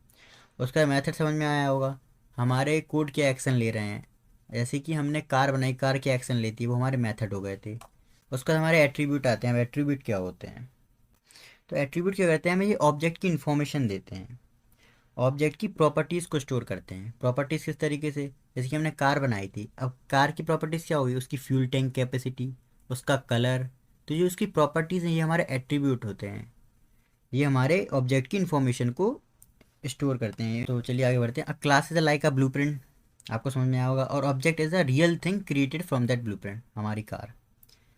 तो एग्जांपल देख सकते हैं, क्लास मान लीजिए स्टूडेंट है, तो ऑब्जेक्ट क्या होगा? जो मल्टीपल स्टूडेंट पढ़ रहे हैं वहाँ पर जैक, राहुल, अनन्या, ये सब क्या हो गए, ऑब्जेक्ट्स हो गए। इसके बाद क्या आता है, OOP helps to organise code, reuse code, make big project easier to manage. बड़े कोड को ऑर्गेनाइज करने में हेल्प करते हैं, कोड्स को रीयूज़ करने में हेल्प करते हैं, और बड़े बड़े प्रोजेक्ट को ईजिली मैनेज करने में हेल्प करते हैं। तो चलिए क्या करते हैं, एक सिंपल क्लास और ऑब्जेक्ट बनाते हैं। तो क्लास कैसे बनाते हैं, तो क्लास बनाने के लिए हम क्लास कीवर्ड का यूज़ करते हैं। देखिए यहाँ पर हमने क्लास कीवर्ड का यूज़ किया है और क्लास का नेम दिया है स्टूडेंट। तो हमने एक क्लास बनाई स्टूडेंट, जिसके अंदर हमने एक मेथड बनाया इंट्रोड्यूस। इसमें एक्शन क्या होगा, इंट्रोड्यूस करेगा बच्चा अपने आप को, और हमने उसमें प्रिंट करेगा अपना नाम, हेलो आई एम, जो भी उसका नेम होगा, एंड आई एम जिस भी कोर्स में होगा वो। तो यहाँ पर हमने क्या किया, क्लास बना ली स्टूडेंट, एक मेथड बना लिया इंट्रोड्यूस। अब हम इसका ऑब्जेक्ट बनाएंगे। स्टूडेंट क्लास था, अब स्टूडेंट क्लास से हमें जो डेटा उस बच्चों से सेंड करवाना है, उसके लिए हम उसका ऑब्जेक्ट बनाएंगे। तो स्टूडेंट क्लास का ऑब्जेक्ट कैसे बना सकते हैं, हमने एक S1 ऑब्जेक्ट बनाया, एक S2 ऑब्जेक्ट बनाया। S1 ऑब्जेक्ट में हमने डेटा डाला Jack, B Tech, CSE, data science, और S2 स्टूडेंट में हमने डेटा डाला अनन्या, BSc, डेटा साइंस। अब हमने ऑब्जेक्ट बना दिया। हमें कंस्ट्रक्टर है हमारे पास, कंस्ट्रक्टर में क्या क्या है, देखिए इनिट कंस्ट्रक्टर है, इसमें क्या है, self comma name comma course. तो सेल्फ की वैल्यू कहाँ आएगी और नेम की वैल्यू कहाँ आएगी, कोर्स की वैल्यू कहाँ आएगी। तो सबसे पहले हमारा नेम क्या है, नेम हमारा जैक, तो जैक की वैल्यू क्या आ गई, नेम के अंदर आ गई। फिर कोर्स क्या था हमारा, बीटेक, CSE, डेटा साइंस, तो कोर्स की वैल्यू होगी उसके अंदर। और सेल्फ हमारा यहाँ पर कीवर्ड रहता है self dot name, self dot course, जिसके थ्रू हम इस वैल्यूज़ को वेरिएबल तक पहुँचाते हैं। जैसे जब हम प्रिंट करेंगे तो सेल्फ डॉट नेम की वैल्यू होगी वो यहाँ से आएगी जैक, और कोर्स की वैल्यू यहाँ से आ जाएगी बीटेक, CSE। जब हम अपना कॉल करते हैं इंट्रोड्यूस, ये हमने जो फंक्शन बनाया था उसको, जब मेथड था जो हमारा, जो हमने मेथड बनाया था उसको जब कॉल करते हैं तो इसकी वैल्यूज़ हम यहाँ से प्रोवाइड करते हैं। इस तरीके से इसके पास वैल्यूज़ पहुँच जाती हैं। आइए एक बार रन करके देखते हैं इसको। देखिए, hello I am Jack and I am in B Tech, CSE, data science. तो जब मैंने इंट्रोड्यूस को कॉल किया तो उसने सबसे पहले हमारे पास इंट्रोड्यूस के पास गया, यहाँ पर प्रिंट करवा रहा था वो hello I am self dot name and self dot course. अब सेल्फ डॉट नेम और सेल्फ डॉट कोर्स की उसे वैल्यू चाहिए थी, तो वैल्यू उसे कहाँ से मिली, उसे वैल्यू मिली हमारे ऑब्जेक्ट के पास गया, ऑब्जेक्ट के पास जो वैल्यूज़ थी उसने आर्ग्यूमेंट के फॉर्म में वैल्यूज़ ली और इस तरीके से उसने प्रिंट कराया। ठीक है, बस क्या आते हैं instance variable and class variables. अब इन दोनों में क्या डिफरेंस होता है, तो जो इंस्टेंस वेरिएबल होती हैं belongs to one object, example name of a student. तो इंस्टेंस वेरिएबल क्या होगा, जो स्टूडेंट का नेम है वो इंस्टेंट वेरिएबल है। अब क्लास वेरिएबल क्या हुआ, same for all object of that class. अब देखिए, नेम तो सभी बच्चों का अपने हिसाब से होगा, हर एक स्टूडेंट का अपना अपना नेम होगा। और क्लास वेरिएबल में क्या होगा, जो चीज़ सेम है सबके लिए, किस तरीके से कोर्स हो गया एक, तो ये सबके लिए सेम होगा। आइए कोर्स से समझते हैं। तो देखिए यहाँ पे हमने एक क्लास बनाई है कोर्स। अब यहाँ पे जो क्लास वेरिएबल मैंने क्या कहा था, सेम फॉर ऑल ऑब्जेक्ट्स। तो यहाँ पर देखिए जो कैटेगरी है, ये जो वेरिएबल है ये क्या है, क्लास वेरिएबल है। अब जो हमारी कैटेगरी होगी डेटा साइंस, ये बहुत से बच्चों, डेटा साइंस के बच्चे हैं, सबके लिए सेम होगी, सभी के लिए सेम होगी ये। तो हमने यहाँ पर एक कोर्स क्लास बनाई थी, इसमें कैटेगरी वेरिएबल है जो कि क्लास वेरिएबल है। अब इंस्टेंस वेरिएबल क्या होगा, जैसे कि टाइटल और ड्यूरेशन ऑफ वीक, तो ये होगा हमारे इंस्टेंस वेरिएबल। अब टाइटल जो होगा वो सबका अलग अलग होगा। जैसे कि आप देखिए, हमने दो इधर पे ऑब्जेक्ट बनाए हैं कोर्स में, एक Python for data science, machine learning for data science, तो टाइटल अलग अलग हो गए हमारे। ठीक है, और यहाँ पर हमने एक शो इन्फो करके एक मेथड बनाया है, जिसके अंदर हमारा self dot title, self dot category और सेल्फ डॉट ड्यूरेशन वीक है। तो इसकी वैल्यू हम कैसे देंगे, टाइटल की वैल्यू कहाँ से आएगी, पाइथन फॉर डेटा साइंस से। ड्यूरेशन वीक क्या है, 6। सिमिलरली मशीन लर्निंग और 8। जैसे ये दोनों वैल्यू गई, एक टाइटल के अंदर आ गई, ड्यूरेशन वीक के अंदर आ गई। और जब हमने इसको कॉल किया था यहाँ से, जो सेल्फ के अंदर जो वैल्यू थी, सेल्फ के अंदर जो वैल्यू आई थी टाइटल और ड्यूरेशन वीक, वो इनके अंदर आ जाएगी और हमें आउटपुट प्रिंट हो जाएगा। देखिए एक बार आउटपुट देखते हैं। देखिए, course Python for data science, category data science, duration 6 week, similarly ये। तो अब आपको समझ में आया होगा क्लास वेरिएबल क्या है और इंस्टेंस वेरिएबल क्या है। इसके आते हैं टाइप्स ऑफ मेथड्स। तो ये 3 टाइप्स ऑफ मेथड्स होते हैं हमारे पाइथन में, इंस्टेंस मेथड, क्लास मेथड और स्टैटिक मेथड। इंस्टेंस मेथड क्या करते हैं, work with object data. Instance method हमारे ऑब्जेक्ट डेटा के साथ वर्क करते हैं, ये ऑब्जेक्ट डेटा को स्टोर करते हैं। Class method work with class data, और स्टैटिक मेथड होते हैं simple function inside class, no self no CLS। Okay, तो इंस्टेंस मेथड कौन से हो गए, जो ऑब्जेक्ट के साथ वर्क कर रहे हैं, हमारे ऑब्जेक्ट डेटा के साथ। क्लास मेथड जो क्लास डेटा के साथ वर्क कर रहे हैं। और स्टैटिक मेथड क्या होते हैं, सिंपल फंक्शंस बनाते हैं हम जो नॉर्मली, जो ना तो क्लास के डेटा के साथ वर्क करेंगे ना ऑब्जेक्ट के साथ, वो सिंपल उसी फंक्शन के साथ वर्क करेंगे सिर्फ। आइए एक कोड के थ्रू समझते हैं इस चीज़ को। तो हम नीचे देख सकते हैं हमने एक क्लास बनाई है मैथ यूटिल्स करके। अब इसमें देखिए हमने एक पाई की वैल्यू दे रखी है 3.14155। तो ये क्या है, क्लास वेरिएबल है। अब पाई की वैल्यू देखिए सबके लिए अलग अलग तो होगी नहीं, सबके लिए सेम ही रहेगी। तो इस क्लास के लिए हमने पाई की वैल्यू पहले ही सेट कर दी, जो कि है क्लास वेरिएबल। इस तरीके से हो गया हमारा क्लास मेथड। और फिर देखिए हमने सेट किया है रेडियस इक्वल टू रेडियस। अब रेडियस क्या होगा, ऑब्जेक्ट के अकॉर्डिंग डिपेंड करेगा, हर एक ऑब्जेक्ट का अलग अलग रेडियस होगा। तो इसलिए हमने इसको इंस्टेंस वेरिएबल बनाया है। इंस्टेंस वेरिएबल मतलब कि सिर्फ ये पर्टिकुलर ऑब्जेक्ट से रिलेटेड होगा, ये क्लास से रिलेटेड नहीं होगा। ऑब्जेक्ट मतलब कि हमारे ऑब्जेक्ट तो मल्टीपल हो सकते हैं क्लास के अंदर, तो हर एक ऑब्जेक्ट का अलग अलग रेडियस है, इसलिए हमने इसको इंस्टेंस वेरिएबल बनाया है। अब बात करते हैं अपने स्टैटिक मेथड की। स्टैटिक मेथड में हमने स्टैटिक वेरिएबल बनाएंगे। यहाँ पर देखिए ये कॉमा भी, ये स्टैटिक है, ये सिर्फ हमने एक फंक्शन बनाया है ऐड, ये यहीं पर यूज़ होंगे और कहीं यूज़ नहीं हो रहे होंगे। तो इस तरीके से हमने स्टैटिक मेथड का यूज़ किया है। सो आपको ये समझ में आओ, क्लास मेथड कहाँ यूज़ होगा, जब हम क्लास वेरिएबल की बात कर रहे हो। इंस्टेंस मेथड कहाँ यूज़ होगा, जहाँ इंस्टेंस मतलब किसी ऑब्जेक्ट की डेटा की बात चल रही हो। और स्टैटिक मेथड कहाँ यूज़ होगा, जहाँ पर किसी फंक्शन की बात कर रही हो, नॉर्मल से जो फंक्शन होता है उसकी बात हो रही हो। इसके बाद आता है एनकेप्सुलेशन। इसको कहते हैं हम हाइडिंग डेटा। एनकेप्सुलेशन में क्या करते हैं, encapsulation means hiding internal details and only exposing what is required. हम इंटरनल डिटेल्स को हाइड कर देते हैं और सिर्फ जो रिक्वायर्ड डिटेल होती है उसको ही दिखाते हैं यूज़र को, ठीक है। अब in Python with underscore name is treated as protected, और variable with double underscore name is name mangled. तो जब हम पाइथन के अंदर सिंगल अंडरस्कोर के साथ वेरिएबल बनाते हैं तो प्रोटेक्टेड होता है, ठीक है। लेकिन जब उसे डबल अंडरस्कोर के साथ बनाते हैं तो मैंगल्ड होता है, मतलब कि आउटसाइडर उसको एक्सेस नहीं कर सकते हैं, उसके लिए बहुत हार्ड होगा उसको एक्सेस करना। आइए इस चीज़ को हम एक कोड के थ्रू समझते हैं। देखिए यहाँ पर हमने एक क्लास बनाई है बैंक अकाउंट नाम से, ठीक है। अब इसमें हमारे पास तीन मेथड हैं, एक डिपॉजिट, एक विदड्रॉ और एक गेट बैलेंस, ठीक है। अब यहाँ पर हमने देखिए हमारे पास दो वेरिएबल्स हैं, एक ओनर वेरिएबल है, एक है बैलेंस वेरिएबल। अब आप देखिए बैलेंस वेरिएबल के आगे हमने दो अंडरस्कोर का यूज़ किया है, इसका मतलब क्या है, ये प्राइवेट एट्रीब्यूट हो गया, इसको आउटसाइडर रीड नहीं कर सकते हैं। लेकिन ओनर की डिटेल को आउटसाइडर रीड कर सकते हैं। अब ये कोड चलेगा तो क्या होगा, सबसे पहले हमारा हमने कॉल किया था सबसे पहले गेट बैलेंस। तो इसके बाद क्या था, हमारे पास एक हमने ऑब्जेक्ट बनाया ACC करके, बैंक अकाउंट क्लास के लिए एक ऑब्जेक्ट बनाया, जिसमें हमने वैल्यू दी जैक 1000। फिर क्या किया, अकाउंट में डिपॉजिट किया 500 और विड्रॉ किया 200। तो कैसे होगा देखिए, बैंक अकाउंट में गए सबसे पहले, उसमें जैक 1000 था, ओनर हो गया जैक और उसका बैलेंस हो गया 1000, लेकिन ये 1000 किसी को शो नहीं होगा। फिर जैसे हमने डिपॉजिट को कॉल किया, डिपॉजिट मेथड को, तो उसमें गया 500 अमाउंट गया। जैसे पहले ज़ीरो था, तो जब हमने अकाउंट में 1000 ऐड किया तो बैलेंस ज़ीरो से क्या हो गया 1000। फिर हमने डिपॉजिट कितना किया 500, मतलब क्या वो कितना हो गया था 1500।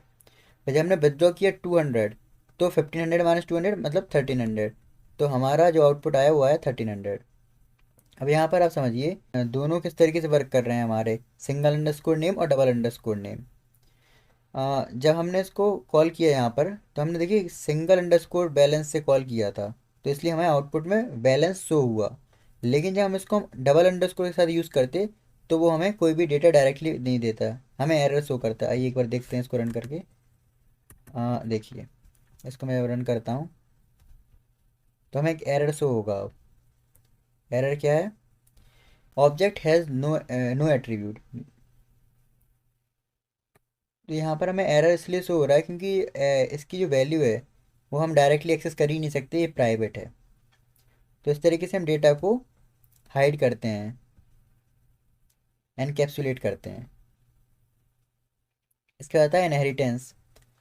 अब इनहेरिटेंस क्या होता है, इनहेरिटेंस नेम से समझ में आ रहा है, इनहेरिट करना, किसी भी पेरेंट की चीज़ को चाइल्ड में इनहेरिट करना। मतलब दो क्लास होगी, एक पेरेंट क्लास होगी एक चाइल्ड क्लास होगी, और पेरेंट की क्लास की प्रॉपर्टीज़ को हम चाइल्ड क्लास में इनहेरिट कर रहे होंगे। आइए रीड करते हैं। Inheritance allows one class to reuse code from another class. मतलब कि एक क्लास के कोड को हम दूसरी क्लास में यूज़ कर पाएँ, उसको इनहेरिटेंस कहते हैं। एक पेरेंट क्लास होती है, इसको ओरिजिनल क्लास कहते हैं, और एक चाइल्ड क्लास होती है जो कि न्यू क्लास होती है, जो इनहेरिट करती है पेरेंट्स की प्रॉपर्टीज़ को। ठीक है, आइए अब कोड से समझते हैं। कोड हमारा ये है, हमने एक क्लास बनाई है पर्सन नेम से। ठीक है, और उसमें हमारा मेथड है स्पीक, और हमने एक क्लास बनाई है डेटा साइंटिस्ट के नेम से, और जिसमें हमारे एक मेथड है सो स्किल। अब क्या होगा, इसमें क्या करेंगे, जो हमारी पेरेंट क्लास है वो है पर्सन। अब पर्सन से हम इसमें अपने इस वाली क्लास में डेटा को इनहेरिट करेंगे। तो पहले हमने एक ऑब्जेक्ट बनाया पर्सन क्लास के लिए पी, और एक ऑब्जेक्ट बनाया डेटा साइंटिस्ट क्लास के लिए डी। हम क्या कर रहे हैं, यहाँ पर देखिए अब कंस्ट्रक्टर को, यहाँ पर हमारे पास था नेम वेरिएबल, और इसमें हमने नेम स्किल दोनों वेरिएबल दे रखे हैं। मतलब जो वेरिएबल हमारा पर्सन में था, पर्सन क्लास में था, वो सेम वेरिएबल हमें यहाँ पे डेटा साइंटिस्ट क्लास में भी यूज़ कर रहे हैं। अब ये वर्क कैसे करेगा, इसके ये इस क्लास से इस क्लास में आने के लिए हम यूज़ करते हैं सुपर कीवर्ड का। अब सुपर के थ्रू क्या होगा, जैसे हमने लिखा सुपर इनिट और नेम, तो जो यहाँ की जो नेम की जो वैल्यू होगी वो हमारे इस वाले नेम के अंदर आ जाएगी। कॉल पेरेंट कंस्ट्रक्टर, जैसे हमने सुपर करके लिखा तो उसने पेरेंट कंस्ट्रक्टर को कॉल किया, और उसके अंदर जो नेम की वैल्यू थी वो इसको दे दी। तो जब हम यहाँ पर प्रिंट कर रहे होंगे ना, P dot speak, D dot speak और डी डॉट शो स्किल, तो जब हमने डी डॉट स्पीक लिखा था तो स्पीक किसकी प्रॉपर्टी थी हमारी, किसका मेथड था हमारा, पर्सन का। स्पीक था हमारा पर्सन का मेथड, लेकिन उसको हम डी डॉट स्पीक हम डेटा साइंटिस्ट वाले मेथड के थ्रू भी एक्सेस कर पा रहे हैं। किस वजह से, सुपर कीवर्ड की वजह से हमने सुपर का यूज़ किया है यहाँ पर, और हमने इसकी प्रॉपर्टी को इनहेरिट करवाया है इसके अंदर, इस वजह से हम इसका यूज़ कर पा रहे हैं। आउटपुट देखते हैं एक बार। आउटपुट देख सकते हैं आप कि हमारा प्रिंट हुआ है, I am Rahul, I am Harry, Harry skills Python Panda machine learning. Okay, तो इस तरीके से हम प्रॉपर्टीज़ को इनहेरिट करवा सकते हैं पेरेंट क्लास की चाइल्ड क्लास में। इसके बाद आता है polymorphism. Polymorphism means same function name different behaviour. Example देखिए, different classes having a method with the same name. तो पॉलीमॉर्फिज्म क्या है मैं बताता हूँ आपको। हमारा फंक्शन नेम एक ही होगा लेकिन बिहेवियर डिफरेंट शो करेगा। देखिए किस तरीके से, हमारी एक क्लास है कैट, और एक क्लास है डॉग, और हमारा एक मेथड है एनिमल साउंड। तो हमारी जो कैट क्लास है उसमें स्पीक जो हमारा मेथड है वो हमारा प्रिंट करवाएगा म्यू, और जो डॉग क्लास में जो स्पीक सेम मेथड है, ये दोनों हमारे, और ये प्रिंट करवाएगा बूफ। ठीक है, तो हमारा देखिए एक हमारा मेथड था एनिमल साउंड, जिसमें हमारी दो क्लासेस हैं कैट और डॉग, और दोनों स्पीक मेथड के through different different output provide करवा रही हैं। सेम फंक्शन नेम था हमारा, सेम फंक्शन नेम मतलब स्पीक, ये दोनों हमारे सेम फंक्शन नेम में, और ये same function name different behaviour show कर रहे हैं। कैट के लिए म्यू प्रिंट कराते हैं और डॉग के लिए बूफ प्रिंट कराते हैं। तो ये दोनों चीज़ हो गई, ये होती है पॉलीमॉर्फिज्म। तो हमने कैट के लिए एक ऑब्जेक्ट बनाया सी, डॉग के लिए एक ऑब्जेक्ट बनाया जी। जब हम इसको रन करेंगे दोनों के लिए अलग अलग आउटपुट प्रिंट होगा। तो इसी को कहते हैं पॉलीमॉर्फिज्म। फिर इसके बाद आता है हमारा डंडर मेथड, इसको हम मैजिक मेथड भी कहते हैं। डंडर का मतलब होता है डबल अंडरस्कोर मेथड नेम। इसका मतलब कि हम मेथड नेम के आगे पीछे डबल अंडरस्कोर लगाते हैं, जैसे इनिट हो गया, स्ट्रिंग हो गया। जैसे कि हम इससे ऊपर इस्तेमाल कर रहे थे ना इनिट का, तो अब डंडर मेथड क्या होता है, ये पाइथन के स्पेशल मेथड होते हैं जो ऑटोमेटिकली कॉल हो जाते हैं जब कोई स्पेसिफिक सिचुएशन होती है, जो मैं ऊपर बात कर रहा था आपसे। तो जो ये डंडर मेथड हैं, ये पाइथन के ऑब्जेक्ट को बिहेवियर देते हैं, और बिल्ट इन फंक्शन जैसे लेंथ, स्ट्रिंग, प्रिंट, ये सब हो गए, इनको कस्टम ऑब्जेक्ट के साथ काम करने देते हैं, और आपके ऑब्जेक्ट को स्मार्टर बनाते हैं, और इनको हम मैजिक मेथड्स भी कहते हैं। और मोस्ट कॉमन जो डंडर मेथड होता है हमारे पास इनिट होता है और स्ट्रिंग होता है, और भी होते हैं हमारे पास जैसे कि लेन हो गया, ऐड हो गया, इस तरीके से और भी डंडर मेथड्स होते हैं। लेकिन मेनली जो यूज़ होते हैं, फ्रिक्वेंटली यूज़ होते हैं, इनिट होता है सबसे ज़्यादा यूज़ हमारा। तो ये थे हमारे डंडर मेथड्स। इसके बाद आता है हमारा सिंपल डेटा साइंस के स्टाइल क्लास एग्जांपल देखते हैं। यहाँ पर क्या करें, we will create a class that store numeric data and provide some basic statistics. यहाँ पर क्या करेंगे, हम कुछ एक न्यूमेरिक डेटा को स्टोर कर रहे होंगे, और वहाँ पर हम कुछ स्टेटिस्टिक्स पे वर्क करेंगे, जैसे कि मीन हो गया, मिनिमम हो गया, मैक्सिमम हो गया, इन सब चीज़ों पे वर्क कर रहे होंगे। तो किस तरीके से कर सकते हैं देखिए। तो सबसे पहले हमने एक क्लास बनाई डेटा सेट, उसके अंदर हमारे मेथड्स हैं clean, mean, minimum, maximum. Clean का कोड क्या है, self dot data x for x in self dot data if x is not none. ठीक है, अब जो नन वैल्यूज होंगी उनको रिमूव कर रहे हैं हम क्लीन के थ्रू। तो इसमें क्या होगा, जो डेटा होगा, डेटा जो आ रहा होगा हमारा, उसको हम क्लीन करेंगे। हम किस डेटा को प्रिंट करेंगे, for x in self if x is not none. अगर एक्स नन नहीं है तो वो डेटा प्रिंट करेंगे, वरना उसको प्रिंट नहीं करेंगे। अगर वैल्यू नन होगी तो नहीं करेंगे। इस तरीके से हमारा डेटा क्लीन हो जाएगा। अब मीन कैसे निकालेंगे हम कंडीशन लगाई, if length self dot data equal to zero, return zero. अगर वो देखिए, अगर वो खाली है, डेटा ज़ीरो है तो रिटर्न कर दो ज़ीरो। अगर वो खाली नहीं है तो क्या होगा, return sum self dot data divide by length self dot data. मतलब कि जो एवरेज होता है, सम होता है हमारा, जितना भी डेटा है उसका सम करेंगे और डिवाइड कर देंगे उसकी लेंथ से, जैसे नॉर्मली करते हैं। अगर फाइव है हमारे पास, फाइव नंबर्स हैं, उन फाइव नंबर का सम करके फाइव से डिवाइड कर देते हैं। सिमिलरली हम मीन यूज़ कर रहे हैं।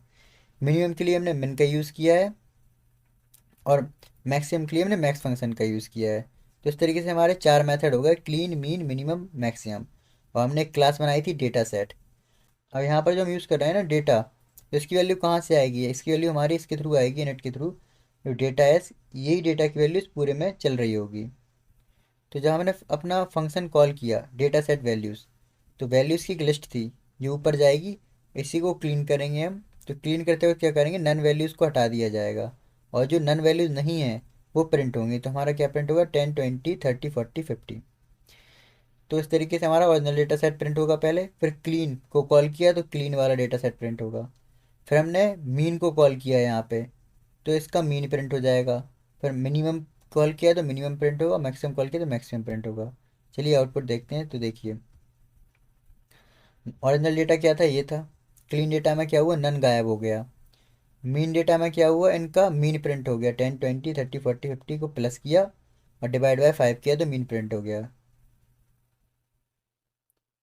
फिर मिनिमम वैल्यू क्या थी इसमें, 10, मैक्सिमम वैल्यू क्या थी, 50। ओके, तो चलिए अब स्टार्ट करते हैं फाइल हैंडलिंग इन पाइथन। अब देखो, डेटा साइंस हो, वेब डेवलपमेंट हो, ऑटोमेशन हो, फाइल हैंडलिंग बिना कोई काम पॉसिबल ही नहीं होता। So what is file handling? अब file handling means reading from and writing to files using Python. अब फाइल हैंडलिंग मतलब क्या हुआ, कि फाइल हैंडलिंग मतलब होता है हम अपनी फाइल्स के अंदर से डेटा को रीड कैसे कर पा रहे हैं और उसमें डेटा राइट कैसे कर पा रहे हैं। जैसे कि आपकी एक डायरी होती है, अब उस डायरी में आप किस तरीके से डेटा लिख रहे हैं, आप कुछ भी उसमें लिखते हैं तो कैसे लिख रहे हैं, और फिर आप उसको खोलकर रीड कैसे करते हैं। तो ये काम हम करते हैं फाइल हैंडलिंग में। और हम यहाँ पर पाइथन पढ़ रहे हैं, इसलिए हम पाइथन का यूज़ करके देखेंगे इस चीज़ को। Okay, now why is it important in data science? Data is often stored in files like CSV, JSON, text, etc. We need to read these files, process the data and save result. ठीक है। देखिए, अब जो हमारा data है, वो data हमारी कुछ फाइल्स में होता है। CSV फाइल्स हो गई, JSON फाइल्स हो गई, टेक्स्ट फाइल्स हो गई।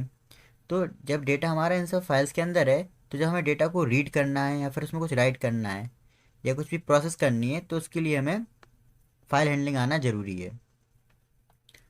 सबसे पहले क्वेश्चन आता है, व्हाट इज़ अ फाइल? अब हम फाइल के अंदर सब कर रहे हैं, फाइल के अंदर डेटा लिख रहे हैं, उससे डेटा को रीड कर रहे हैं। तो लेकिन फाइल होती क्या है? अब file store data on a disk, text, number, image. File क्या करती है, डेटा को स्टोर करती है टेक्स्ट के फॉर्म में, नंबर्स के फॉर्म में, इमेजेस के फॉर्म में। जैसे आपके लैपटॉप में फाइल्स होती हैं, आ- आपके फ़ोन में फाइल्स होती हैं जिसमें आप अपना डेटा रखते हैं। हमारी कौन कौन सी फाइल्स होती हैं, हमारी टेक्स्ट फाइल्स होती हैं जो कि ह्यूमन रीडेबल टेक्स्ट को रखती हैं। उनका एक्सटेंशन होता है dot T X T, dot C S B, dot P Y.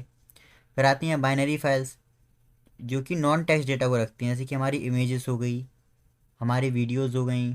ये हमारी बाइनरी फाइल्स होती हैं, जैसे कि dot P N G, dot J P G, dot E X C. अब हमारी अब हमारी दो टाइप की फाइल्स होती हैं, टेक्स्ट फाइल्स, बाइनरी फाइल्स। अब इनको हम एक्सेस कैसे कर सकते हैं? तो इन फाइल्स को हम दो जगह से एक्सेस कर सकते हैं, एक एब्सोल्यूट पाथ, एक होता है रिलेटिव पाथ। एब्सोल्यूट पाथ मतलब कि फुल एड्रेस ऑफ फाइल, और रिलेटिव पाथ हो गया where your code currently is. Okay, इसका मतलब कैसे कि full path from the root, मतलब हमारी रूट डायरेक्टरी से हमारी फाइल कहाँ पे है, वो होता है एब्सोल्यूट पाथ। जैसे कि हमने देखा कि लोकल डिस्क सी में, फिर उसके अंदर यूज़र्स के अंदर जैक के अंदर डेटा डॉट टी करके फाइल है। लेकिन रिलेटिव पाथ क्या हो गया कि हमने डायरेक्ट लिख दिया डेटा डॉट टी, ये हो गया रिलेटिव पाथ कि हमारी फाइल यहाँ है। तो फाइल्स आपको समझ में होगा, फाइल्स क्या होते हैं, वो जो डेटा को स्टोर करते हैं टेक्स्ट के फॉर्म में, नंबर्स के फॉर्म में, इमेजेस के फॉर्म में। हमारे पास दो टाइप की फाइल्स होती हैं, टेक्स्ट फाइल्स और बाइनरी फाइल्स। टेक्स्ट फाइल्स वो होती हैं जो ह्यूमन रीडेबल टेक्स्ट को रखती हैं, और बाइनरी फाइल्स वो होती हैं जो नॉन टेक्स्ट डेटा रखती हैं, जैसे कि हमारी इमेजेस एंड वीडियोज़। फिर इन फाइल्स को एक्सेस करने के लिए हमारे पास दो तरीके हैं, एब्सोल्यूट पाथ और relative path. Okay, now why file handling, load data sets, save results, log program output, share data between programs. इसके बाद आता है ओपनिंग ऑफ फाइल। अब हमने अभी ऊपर पढ़ा कि फाइल्स होती क्या हैं। अब हमारे पास आता है opening of file. Opening of file का मतलब क्या हुआ, जैसे कि मैंने आपको एग्जांपल बताया था डायरी का। तो आप डायरी का एग्जांपल ही लीजिए। अब डायरी में आपको कुछ लिखना पड़ता है, तो सबसे पहले आप क्या करते हैं, आपके सामने डायरी रखी हुई है, तो आप क्या करेंगे, सबसे पहले डायरी को उठाएंगे और उस डायरी को पहले खोलेंगे। तो जो खोलने का तरीका होता है हम वही देख रहे हैं यहाँ पे, ओपनिंग अ फाइल। पहले हम फाइल को ओपन करेंगे। तो फाइल को हम दो तरीके से ओपन कर सकते हैं, एक होता है हमारा ओपन फंक्शन और एक होता है विथ स्टेटमेंट। तो ओपन फंक्शन के थ्रू हम किस तरीके से ओपन करते हैं फाइल को, तो इसका सिंटैक्स होता है, हम एक वेरिएबल लेते हैं जिसमें लिखते हैं ओपन। हम ओपन का यूज़, ओपन फंक्शन लिखेंगे और उसके पैरेंथेसिस के अंदर दो चीज़ लिखते हैं, एक लिखते हैं फाइल नेम, जो हमारी फाइल हो उसका नेम, और मोड, हम किस मोड में खोलने जा रहे हैं। अब हमारे पास यहाँ पर मल्टीपल मोड्स होते हैं अपने फाइल्स को एक्सेस करने के। तो किस तरीके से, एक होता है हमारा आर मोड, जिसको कहते हैं रीड मोड। ये डिफ़ॉल्ट मोड होता है, अगर हम कोई मोड नहीं लिखते हैं यहाँ पर तो हमारी फाइल हमेशा रीड मोड में ही खुलती है। रीड मोड में क्या होता है, हम अपनी फाइल के अंदर के डेटा को रीड कर पाते हैं। फिर आता है डब्ल्यू मोड, ये होता है राइट मोड। इसमें क्या होता है, हम अपनी फाइल के अंदर डेटा को राइट कर पाते हैं। अगर हमारी फाइल के अंदर कोई डेटा पहले से लिखा है और हम फाइल को राइट मोड में खोल रहे हैं, तो पुराने डेटा को इरेज कर देगा और नए डेटा को ऐड करेगा, ओवर राइट करता है हमारा डब्ल्यू मोड। फिर आता है हमारा अपेंड मोड। अपेंड मोड क्या करता है, अगर हमारे फाइल के अंदर डेटा लिखा हुआ है तो वो उसके आगे से डेटा को ऐड करना स्टार्ट करता है। फिर एक आता है हमारा आर प्लस मोड। ये होता है रीड एंड राइट मोड, मतलब इस मोड में हम रीड भी कर सकते हैं और राइट भी कर सकते हैं। फिर आता है हमारा R B mode and W B mode. ये होता है binary read and binary write mode. R B हो गया बाइनरी रीड मोड और डब्ल्यू बी हो गया बाइनरी राइट मोड। जब हमें बाइनरी फाइल्स में रीड और राइट करना हो तब आर बी और डब्ल्यू बी का यूज़ करते हैं हम। Always close files after use और use with which close automatically. ये लाइन इंपॉर्टेंट है, मैं बताता हूँ क्यों। जब हम फाइल्स को ओपन फंक्शन के थ्रू खोलते हैं तो क्या है, हमें फाइल को क्लोज करना मैंडेटरी होता है। लेकिन जब हम विथ स्टेटमेंट का यूज़ करते हैं तो हमारी फाइल ऑटोमेटिकली क्लोज हो जाती है, हमें बार बार फाइल को क्लोज नहीं करना पड़ता। लाइक एफ डॉट क्लोज का यूज़ करते हैं हम क्लोज करने के लिए, तो अगर हम ओपन फंक्शन का यूज़ करते हैं तो हमें फाइल को क्लोज करना पड़ता है। लेकिन विथ स्टेटमेंट के साथ हमें अपने फाइल को क्लोज नहीं करना पड़ता है, वो ऑटोमेटिकली क्लोज हो जाती है। चलिए एग्जांपल देखते हैं। और ज़्यादातर जो प्रेफरेबल होता है वो विथ स्टेटमेंट ही होता है, अक्सर लोग विथ का ही यूज़ करते हैं, ओपन फंक्शन का यूज़ बहुत कम करते हैं इस चीज़ में। तो एग्जांपल देखते हैं, write a file and then read it. हम एक फ़ाइल लिखेंगे यहाँ पर और उसको रीड करेंगे, टेक्स्ट फाइल को। तो सबसे पहले हमने एक वेरिएबल लिया एफ नेम, जिसके अंदर हमने अपनी file example text dot T X T, ये हमारी फ़ाइल है, इसको रखा। अब इस फाइल को हम ओपन करेंगे, किस तरीके से ओपन करेंगे, पहले हम ओपन करेंगे इसको राइट मोड के अंदर। तो हमने विथ स्टेटमेंट के थ्रू ओपन कर रहे हैं, तो हमने लिखा विथ ओपन। फिर हमने ओपन के अंदर इसमें एफ ने हमारी जो फाइल थी उसको लिखा, कॉमा डब्लू मोड, हम डब्लू मोड में खोल रहे हैं क्योंकि हमें राइट करना है पहले। और एज एफ का मतलब क्या हुआ, ये एफ हमारा वेरिएबल है, जो भी ये हमने फाइल को ओपन किया ये पूरा एफ़ के अंदर आएगा। अब हम जो भी ऑपरेशन लगाएंगे वो एफ़ के ऊपर लगाएंगे ऑपरेशंस। तो हमने सबसे पहले लिखा F dot right hello students, तो हमारी फाइल के अंदर हमने लिख दिया हेलो स्टूडेंट। फिर हमने लिखा F dot right this file so basic file handling. तो हमने अपनी फाइल के अंदर अभी राइट मोड में खोला और उसके अंदर ये दो स्टेटमेंट्स को लिखा है। फिर हम प्रिंट कराएंगे रिटर्न फाइल कंटेंट्स। हमने फाइल को लिख दिया है, अब यहाँ पर हम प्रिंट स्टेटमेंट के थ्रू बता रहे हैं कि हमने फाइल के अंदर कंटेंट लिख दिया है। अब हम इसी फाइल को रीड मोड में खोलेंगे, तो वो कैसे करेंगे, हम फिर से वही विथ का यूज़ करेंगे। फिर ओपन एफ नेम हमारी जो फाइल का नेम था, फिर कॉमा आर मतलब कि हम रीड मोड में खोल रहे हैं। एज एफ भी हमारा वेरिएबल है, इसके अंदर अब हमारी फाइल आ गई है। अब हम एफ के ऊपर ही हमारे जितने भी होंगे ऑपरेशंस वो लगाएंगे। तो हमने एक वेरिएबल लिया कंटेंट, जिसके अंदर हमने फंक्शन लगाया एफ डॉट रीड। अब रीड फंक्शन क्या करता है, हमारे फाइल के अंदर के डेटा को एक बार में ही पूरा रीड कर लेता है। फिर हमने कराया प्रिंट कंटेंट। तो आइए एक बार आउटपुट देखते हैं इसका क्या आता है। तो आउटपुट देखिए, सबसे पहले हमने क्या लिखा था, सबसे पहले हमने प्रिंट कराया था रिटन फाइल कंटेंट, तो वो लिख गया। फिर हमने इसमें लिखा क्या क्या था, हमने लिखा था हेलो स्टूडेंट, तो हेलो स्टूडेंट आ गया। फिर हमने लिखा था this file so basic file handling, तो वो लिखा आ गया। तो हमने फाइल को पहले डब्ल्यू मोड में राइट किया था, फिर हमने जब रीड मोड में उसको रीड किया, तो रीड करने के बाद जो कंटेंट आया हमारे पास वो ये कंटेंट आया। ओके, फिर इसका आता है रीडिंग फाइल्स। अभी हमने एक सिंपल एग्जांपल देखा था किस तरीके से हम फाइल्स को रीड और राइट कर रहे थे। अब इसको डिटेल में पढ़ते हैं हम एक बार। हमारे पास रीड करने के 3 मेथड होते हैं, एक होता है रीड, एक होता है रीड लाइन, एक होता है रीड लाइंस। रीड क्या करता है, read whole file as one string, एक ही बार में सारे डेटा को रीड कर लेता है। रीड लाइन क्या करता है, एक बार में एक ही लाइन रीड करता है सिर्फ। लूप, फिर हम लूप का यूज़ करके लाइन बाय लाइन उस डेटा को रीड करते हैं। अब रीड लाइंस क्या करता है, return a list of lines, ये क्या करता है, पूरे डेटा को रीड करता है और लिस्ट ऑफ लाइंस को रिटर्न करता है, मतलब लिस्ट के फॉर्म में हमारी लाइंस को प्रोवाइड करता है हमें। तो एक एग्जांपल से समझते हैं। हम इसमें रीड, रीड लाइन और रीड लाइंस तीनों को समझेंगे। तो सबसे पहले हमने हमारी फाइल है एफ नेम वेरिएबल के अंदर हमने अपनी फाइल को रखा example text dot T X T को, ठीक है। सबसे पहले हम उसको रीड मोड में खोल रहे हैं विथ स्टेटमेंट के थ्रू। अब इसको हमने रीड मोड में खोला तो एफ डॉट रीड, एक वेरिएबल बनाया all text F dot read. अब इस फाइल के अंदर जो भी डेटा होगा एफ डॉट रीड क्या करेगा, एक बार में सारा डेटा रीड कर देगा और प्रिंट कर देगा। प्रिंट क्या करेगा, देखिए रीड आउटपुट, तो ऑल टेक्स्ट। अब हमने क्या किया यहाँ पर ये रीड आउटपुट इसलिए लिखा है ताकि हमारा जब आउटपुट आए तो हमें पता चले आउटपुट किसका आ रहा है, रीड का है, रीड लाइन का है, रीड लाइन्स का है, इसलिए स्टेटमेंट लिखा है हमने यहाँ पर। तो जब रीड का यूज़ करेंगे तब क्या आउटपुट आता है, फिर हम रीड लाइन का यूज़ करके देखते हैं, फिर रीड लाइन्स का यूज़ करके देखते हैं। आइए तो देखिए, सबसे पहले जब हमने रीड का यूज़ किया तो हमारा आउटपुट क्या आया, hello student the file so basic file handling. तो हमारी फाइल के अंदर हमने ये डेटा लिखा था, ये 2 लाइन लिखी थी। तो रीड फंक्शन ने क्या किया, एक बार में ही पूरा रीड कर दिया। अब रीड लाइन क्या करता है, रीड लाइन देखिए एक बार में एक ही लाइन को रीड करता है ये। तो हमने फर्स्ट लाइन को पहले प्रिंट कराया, मतलब फर्स्ट लाइन को पहले रीड किया था रीड लाइन के थ्रू, फिर हमने सेकंड लाइन को रीड किया था रीड लाइन के थ्रू, फिर दोनों लाइन को प्रिंट कराया। हम यहाँ पर फॉर लूप का यूज़ कर सकते थे जो एक एक करके सारी लाइन्स को रीड करता है। जब हमारा डेटा बड़ा होता है तो हम लूप्स का यूज़ करते हैं वहाँ पर। यहाँ पर हमारी सिर्फ 2 लाइन थी सिंपल सी, इसलिए हमने अलग अलग करके 2 लाइन लिख दी। तो देखिए रीड लाइन ने क्या किया, पहले एक लाइन रीड की और फिर रुक गया वो, फिर उसने दूसरी लाइन रीड की, जब हमने उससे दोबारा कमांड दिया तब उसने रीड किया। अब रीड लाइंस क्या करता है, देखिए रीड लाइंस क्या करता है, हमें लिस्ट ऑफ लाइंस प्रोवाइड करता है। देखिए पहली लाइन थी हमारी हेलो स्टूडेंट, उसने एक लिस्ट का एक एलिमेंट हो गया। फिर कॉमा के बाद दूसरा एलिमेंट क्या हुआ उसका, हमारी दूसरी लाइन, वो क्या थी, दिस फाइल्स वो बेसिक फाइल हैंडलिंग, ये हमारी दूसरी लाइन थी। तो ये हमारे लिस्ट का दूसरा एलिमेंट हुआ। तो ये हमें लिस्ट ऑफ लाइन्स प्रोवाइड करती है। तो समझ में आया होगा कि रीड करने के लिए हमारे पास 3 मेथड, 3 फंक्शन थे, read, read line, read lines. तीनों के बीच में डिफरेंस समझ में आया होगा आपको। अब देखते हैं राइटिंग टू फाइल। अब हम फाइल्स के अंदर राइट कैसे करते हैं। तो राइट करने के भी हमारे पास 2 मेथड होते हैं, एक होता है राइट, एक होता है राइट लाइन्स। अब इन दोनों में डिफरेंस क्या होता है, राइट से क्या करते हैं, हम सिर्फ सिंगल स्ट्रिंग को लिख पाते हैं, write single string no automatic new line. और राइट लाइन से क्या होता है, write multiple string each item should include new line if needed. इसमें भी न्यू लाइन को ऐड करना पड़ता है, इसमें कोई भी न्यू लाइन को ऐड करने की जरूरत नहीं है। आइए समझते हैं राइट और राइट लाइन कैसे। तो वही हमारी फाइल थी right demo dot T X T जो एफ नेम के अंदर है। तो सबसे पहले एक लिस्ट ली हमने लाइन्स करके, जिसके अंदर हमारी लाइन है लाइन 1, लाइन 2, लाइन 3, हमारे पास 3 लाइन है। और हम बैकस्लैश एन का यूज़ करते हैं न्यू लाइन के लिए।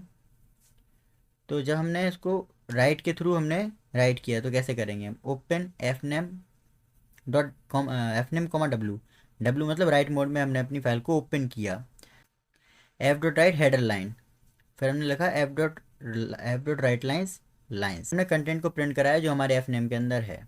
एक बार देखते हैं output. The content return to the write demo dot T X T header line, line 1, line 2, line 3। अब उसको समझाता हूँ मैं कैसे वर्क हुआ ये। तो जब हमने एफ डॉट राइट का यूज़ किया था तो हमने हेडर लाइन को प्रिंट कराया था उसमें, तो हेडर लाइन आ गई। लेकिन एफ डॉट राइट लाइन से क्या होता है, हम एक बार में मल्टीपल स्ट्रिंग्स को राइट कर सकते हैं। एफ डॉट राइट में हमने एक ही स्ट्रिंग को राइट किया था हेडर लाइन करके, लेकिन एफ डॉट राइट लाइन्स में क्या किया हमने, मल्टीपल स्ट्रिंग। हमने जब लिस्ट ऑफ स्ट्रिंग्स पास की ना यहाँ पर लाइन्स वेरिएबल के अंदर क्या था, एक लिस्ट ऑफ स्ट्रिंग थी। देखिए यहाँ पर 3 एलिमेंट्स की एक लिस्ट बनी हुई थी। तो जब हमने लाइन्स में ये पास किया और एफ डॉट राइट लाइन्स का यूज़ किया, तो ये तीनों लाइन हमारी प्रिंट हो गई। ये तीनों लाइन हमारी राइट हो गई थी हमारी फाइल के अंदर, और जब हमने प्रिंट किया तो ये प्रिंट हो गई। देखिए लाइन 1, लाइन 2, लाइन 3। तो इस तरीके से हम एफ डॉट राइट के थ्रू सिर्फ एक ही स्ट्रिंग को राइट कर पाते हैं, और एफ डॉट राइट लाइन्स के थ्रू लिस्ट ऑफ स्ट्रिंग्स को राइट कर पाते हैं। ओके, फिर आता है append mode. Use append mode to add data without deleting old data, good for long files and continuously adding result. जैसा कि मैंने पहले बताया था आपको, राइट मोड में क्या होता है, अगर हमारे पास कोई ओल्ड डेटा है तो उसको वो इरेज कर देता है, फिर डेटा को लिखता है। लेकिन अपेंड मोड में क्या होता है कि डेटा जो लिखा हुआ है उसके आगे ही नया डेटा ऐड करता है ये। अपेंड मोड का कैसे यूज़ करते हैं, देखिए जब हम नॉर्मली देखिए डब्लू मोड में खोल लेते फाइल को, तो कैसे खोलते थे, with open F name comma W, तो हमारा डब्लू मोड में खुलता था। लेकिन जब हमें अपेंड मोड में खोलना है तो हम लिखते हैं कॉमा ए लिखा, मतलब कि हमारी फाइल अपेंड मोड में खुलेगी। तो ये क्या करेगी, जो हमारा डेटा है उसको डिलीट नहीं करेगी, उसके आगे से ही हमारा डेटा को ऐड करना स्टार्ट करेगी। एक बार आउटपुट देखते हैं, फिर मैं आपको समझाता हूँ किस तरीके से। देखिए सबसे पहले जब हमने एफ डॉट राइट किया लॉग स्टार्ट, ठीक है, अब हमारी फाइल के अंदर क्या है, एक लॉग स्टार्ट करके लाइन आ गई थी। हमने फाइल को दोबारा खोला अपेंड मोड में। पहले हमने फाइल को खोला था डब्लू मोड में और उसमें एक लाइन लिख दी थी लॉग स्टार्ट। लेकिन जब हमने दोबारा फाइल खोला अपेंड मोड में और उसमें 2 लाइन और लिखी, फर्स्ट अपेंड एंट्री और सेकंड अपेंड एंट्री, तो हमारे आउटपुट में देखिए क्या आ रहा है। जब मैंने फाइल को रीड किया इतना लिखने के बाद, तो जब अपेंड मोड में खोला था तो उसमें ऑलरेडी लाइन थी हमारी, थी। लेकिन जब मैंने अपेंड मोड में खोला और 2 डेटा को और डाला, तो उसने क्या किया, नए डेटा को उसके आगे से ऐड किया। हमारे पास प्रीवियस डेटा भी है और जो नया डेटा ऐड किया वो भी आ रहा है। अब मान लीजिए इसको मैं यहाँ पर मैं डब्लू मोड में ही खोलता, तो ये क्या करता, देखिए अगर मैं इसको डब्लू मोड में खोलता तो ये क्या करता है, प्रीवियस डेटा को इरेज कर देता है। इसने लॉग स्टार्ट को इरेज कर दिया है और जो नया डेटा डाला है मैंने उसको इसने लिखा रहने दिया है। लेकिन यहाँ पर हमने जब अपेंड मोड में खोला था तो देखिए इसने प्रीवियस डेटा को इरेज नहीं किया था। ओके, इसके बाद है क्लोजिंग फाइल्स। मैंने इससे पहले बताया था, अगर हम फाइल को ओपन फंक्शन के थ्रू खोल रहे हैं तो हमें फाइल को क्लोज करना ज़रूरी है, मैंडेटरी है। लेकिन जब हम उसको विद स्टेटमेंट के खोलते हैं तो वो ऑटोमेटिकली क्लोज हो जाती है, वहाँ पर हमें क्लोज करने की कोई ज़रूरत नहीं है। तो यहाँ पे वही लिखा है, if you open a file without with call close when done, close करना पड़ेगा हमें। तो हम नॉर्मली कैसे ओपन फंक्शन के थ्रू कैसे खोल रहे थे, f equal to open file dot T X T comma R, हमने फाइल का नाम दिया कॉमा आर। यहाँ पर हम विथ स्टेटमेंट का यूज़ नहीं कर रहे हैं। फिर हम जो भी स्टफ़ है वो लिखेंगे अपना, फिर उसके बाद एफ डॉट क्लोज करके इस फाइल को क्लोज ज़रूर करेंगे। Okay, but prefer with open as f which auto closes the file even और एरर्स, इवन ऑन एरर्स, ठीक है। अब यूजिंग विथ ओपन, अभी जब हम नॉर्मल ओपन फंक्शन का यूज़ करते हैं तो फाइल को क्लोज करना पड़ता है, लेकिन जब हम विथ स्टेटमेंट के थ्रू विथ ओपन फंक्शन का यूज़ करते हैं तो हमें फाइल को क्लोज नहीं करना पड़ता है, वो ऑटोमेटिकली क्लोज हो जाती है। वही यहाँ पर लिखा है, with ensures the file is close automatically and make code clear.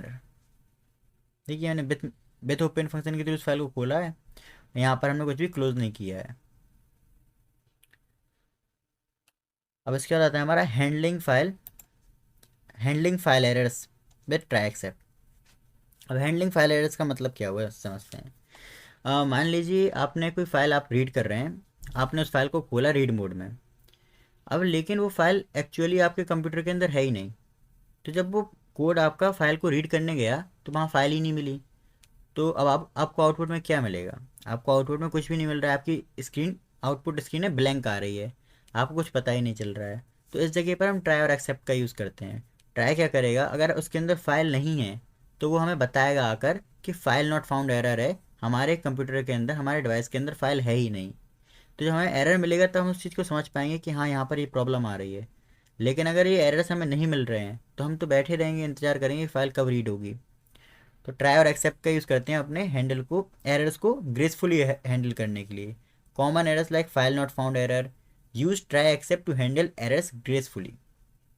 देखिए कैसे, हम क्या करेंगे, अपने कोड को ट्राई और एक्सेप्ट ब्लॉक के अंदर रख देंगे। हमने लिखा ट्राई, फिर हमने फाइल को अपना ओपन किया रीड मोड में, एफ डॉट रीड। अब अगर यहाँ पर फाइल नहीं होती है तो क्या लिखेगा हमें, except file not found error. अगर हमें फाइल मिलती है तो रीड करके बता देगा, अगर नहीं मिलती है तो except file not found error. तो हमारा क्या लिखाएगा, स्क्रीन पर लिखाएगा file not found, please check the file name और पाथ। एक बार आप चेक कीजिए कि आपने फाइल नेम सही से लिखा है या पाथ सही से डाला है। और अगर हमारा एरर कुछ और है, फाइल नॉट फाउंड एरर नहीं है, तो हम एक और एक्सेप्ट लगा सकते हैं। एक और एक्सेप्ट ब्लॉक के थ्रू लिखेंगे एक्सेप्शन एज ई सम अदर एरर, लाइक कि हमारी फाइल तो है उसमें लेकिन कुछ और एरर आ रहा है, इसकी वजह से हम फाइल को रीड नहीं कर पा रहे हैं। तो ये एक्सेप्ट हमें वो भी प्रिंट करके देगा कि कुछ और एरर है, तो हम उसको रेक्टिफाई कर सकते हैं। तो इस तरीके से हम ट्राई और एक्सेप्ट का यूज़ करते हैं अपने एरर्स को ग्रेसफुली हैंडल करने के लिए। अब इसका आता है वर्किंग विथ पाथ्स। अब हमने देख लिया है कि हम अपनी फाइल को कैसे खोलते हैं, कैसे बंद करते हैं, कैसे उसमें रीड करेंगे, राइट करेंगे, डेटा को अपेंड करेंगे। काम हमारा 50% था फाइल हैंडलिंग में। अब 50% काम ये है कि हमें अगर पता करना है हमारी फाइल, हम किस फाइल डायरेक्टरी में काम कर रहे हैं, हमारी फाइल कहाँ पर है, हमारी फाइल डायरेक्टरी के अंदर कौन कौन सी फाइल्स हैं, ये सब चीज़ें पता करने के लिए हम ओ एस मॉड्यूल का यूज़ करते हैं। ओ एस मॉड्यूल हमें ये सारी चीज़ें बताता है। तो इस मॉड्यूल में कुछ फंक्शंस है जैसे कि गेट CWD। ये फंक्शन क्या करता है, हमें बताता है करंट वर्किंग डायरेक्टरी। CW मतलब करंट वर्किंग डायरेक्टरी। इससे हमें पता चलेगा हम किस डायरेक्टरी में काम कर रहे हैं प्रेजेंट में। फिर है एक लिस्ट डायरेक्टरी पाथ। तो ये क्या बताएगा, हमारी उस डायरेक्टरी में कौन कौन सी फाइल्स हैं उसकी लिस्ट प्रोवाइड करेगा हमें ये। Path dot join A comma B, ये क्या करेगा, ज्वाइन पाथ सेफली। अगर हमें अपनी पाथ में कोई नया पाथ ऐड करना है, साथ में ज्वाइन करना है, तो हम इस मॉड्यूल का यूज़ करते हैं पाथ डॉट ज्वाइन फंक्शन के साथ। Path dot exist path, check if file और फोल्डर एग्जिस्ट। ये क्या करता है, हमारे फाइल और फोल्डर को चेक करता है क्या। एक छोटे से कोड से समझते हैं इसको। तो सबसे पहले हमें क्या करना पड़ता है, ओ एस मॉड्यूल को इम्पोर्ट कराना पड़ता है अपने कोड में। तो हमने लिखा है इम्पोर्ट ओ एस। तो हमने सबसे पहले प्रिंट क्या किया, करेंट वर्किंग डायरेक्टरी, और हमने अपना पहला फंक्शन लिखा O S dot get CWD। इससे हमें क्या पता चलेगा कि हम किस डायरेक्टरी में हैं।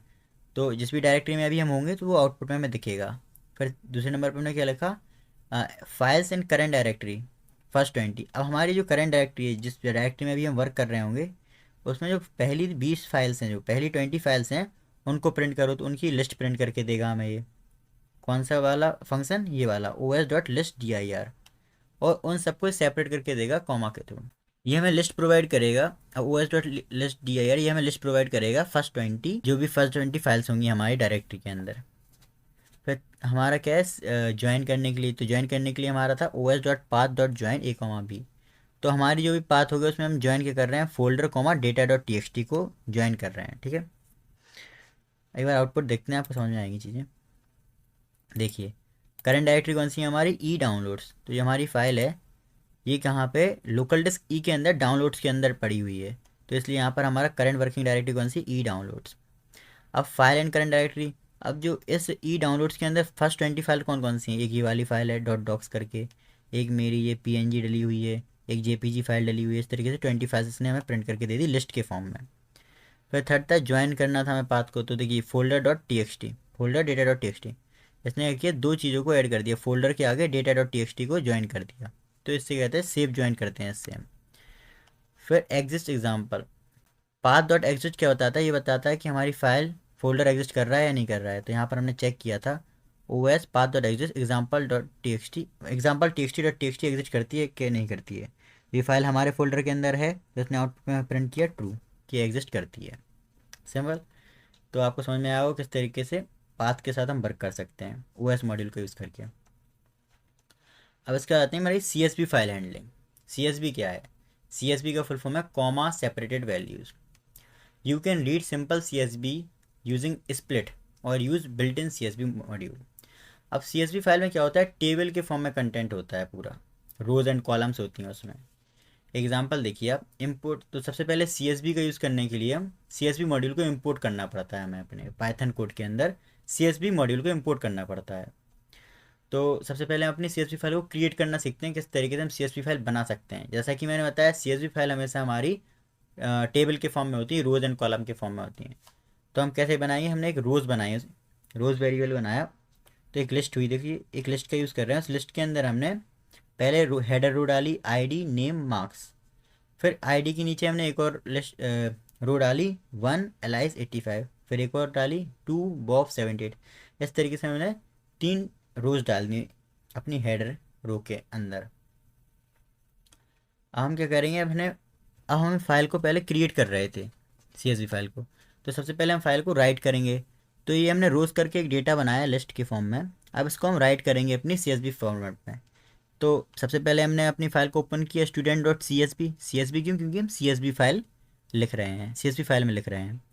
W मोड में खोला और हमें न्यू लाइन लिखना पड़ता है अपने CSV फाइल्स में न्यू लाइन का यूज़ करना पड़ता है। फिर क्या करेंगे, csv.writer_f। अब जो हमारी फाइल थी student.csv, इसको हमने एज एफ लिखा था ना यहाँ पे, तो यहाँ पे हमने लिखा csv.writer_f।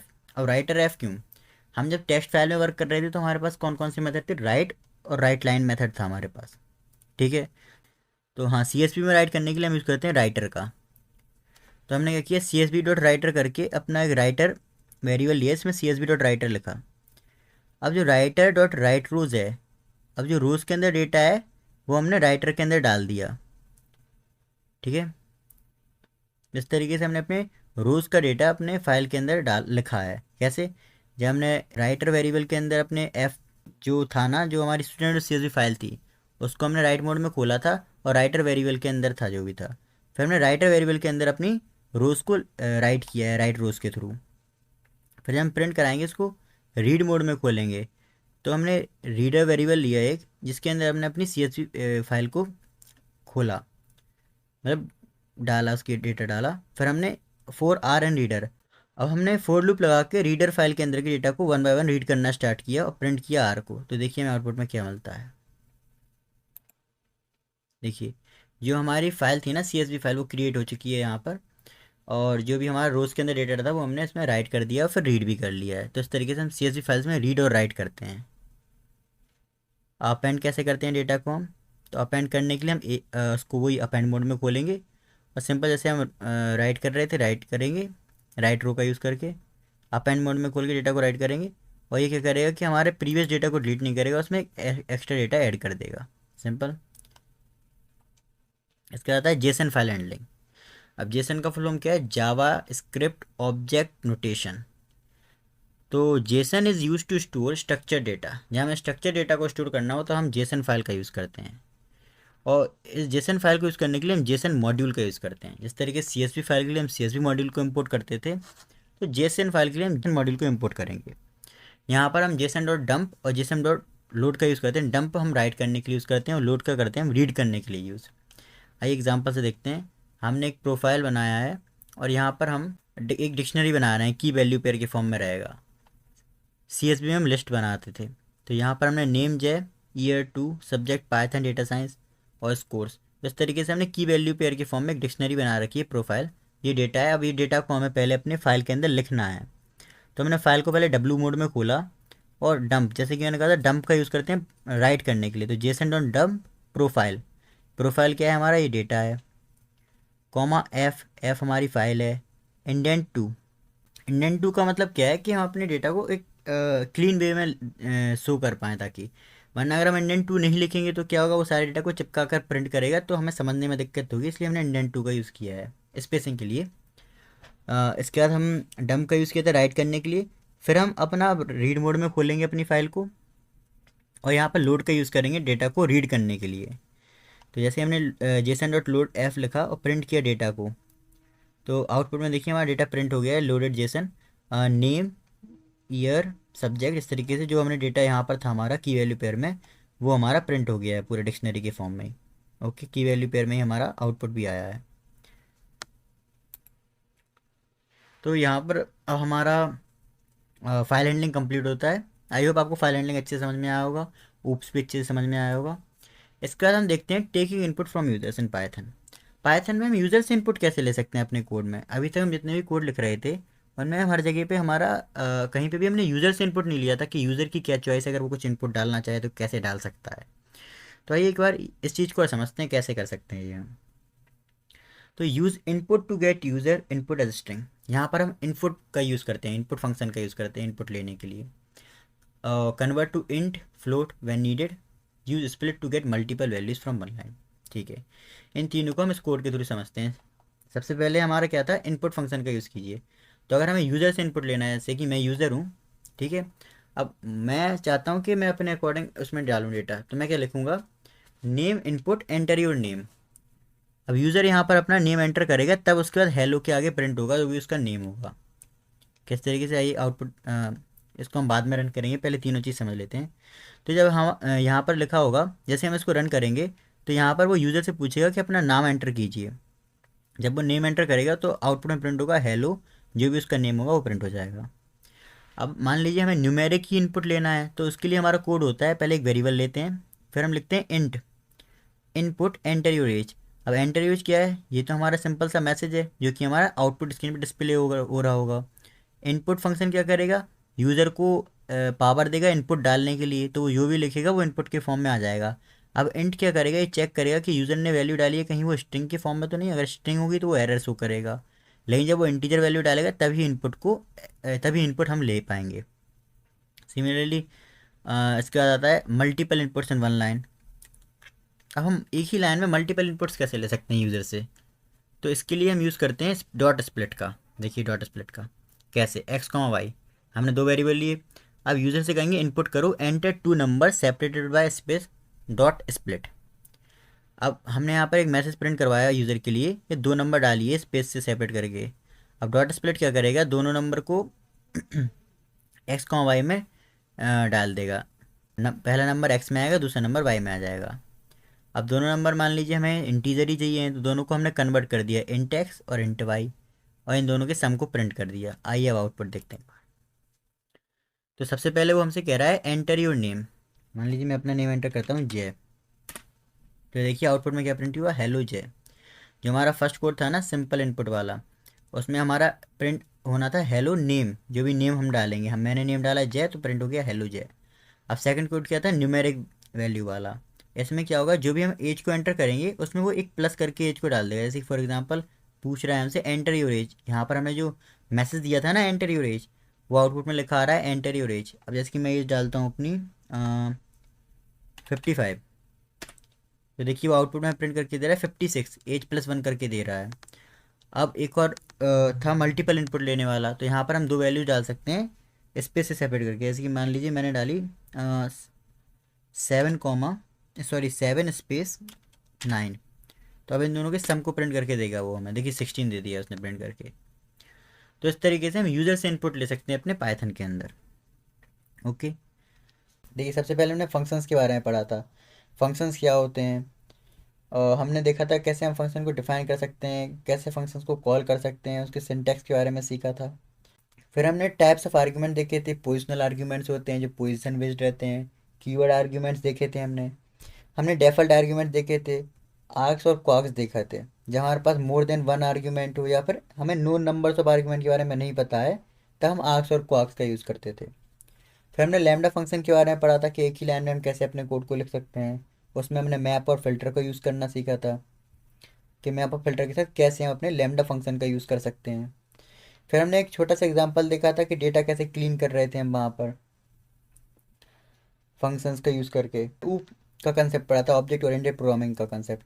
इसमें हमने क्लास के बारे में देखा था, ऑब्जेक्ट के बारे में पढ़ा था, मेथड्स के बारे में, कंस्ट्रक्टर्स के बारे में। हमने इंस्टेंस और क्लास वेरिएबल्स देखे थे, हमने instant class and static method देखे थे, हमने एनकैप्सुलेशन पढ़ा था, किस तरीके से हम डेटा को अपना हाइड कर सकते हैं। इनहेरिटेंस पढ़ा था, कैसे हम पेरेंट क्लास से चाइल्ड क्लास में डेटा लाते हैं। हमने पॉलीमॉर्फिज्म पढ़ा था। फिर हमने डंडर मेथड पढ़े थे, इसमें इनिट, स्ट्रिंग, ऐड, ये कुछ कॉमन डंडर मेथड्स होते हैं।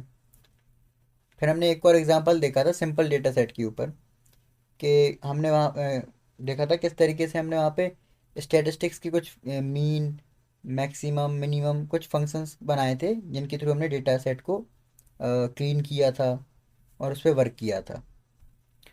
फिर उसके बाद हमने फाइल हैंडलिंग देखी थी। फाइल हैंडलिंग में हमने reading and writing text file देखा। हम टेक्स्ट फाइल में कैसे रीड राइट करते थे, आर मोड का यूज़ करके हम रीड करते थे, और राइट करने के लिए हमारे पास एक होता था डब्लू मोड, एक होता था अपेंड मोड।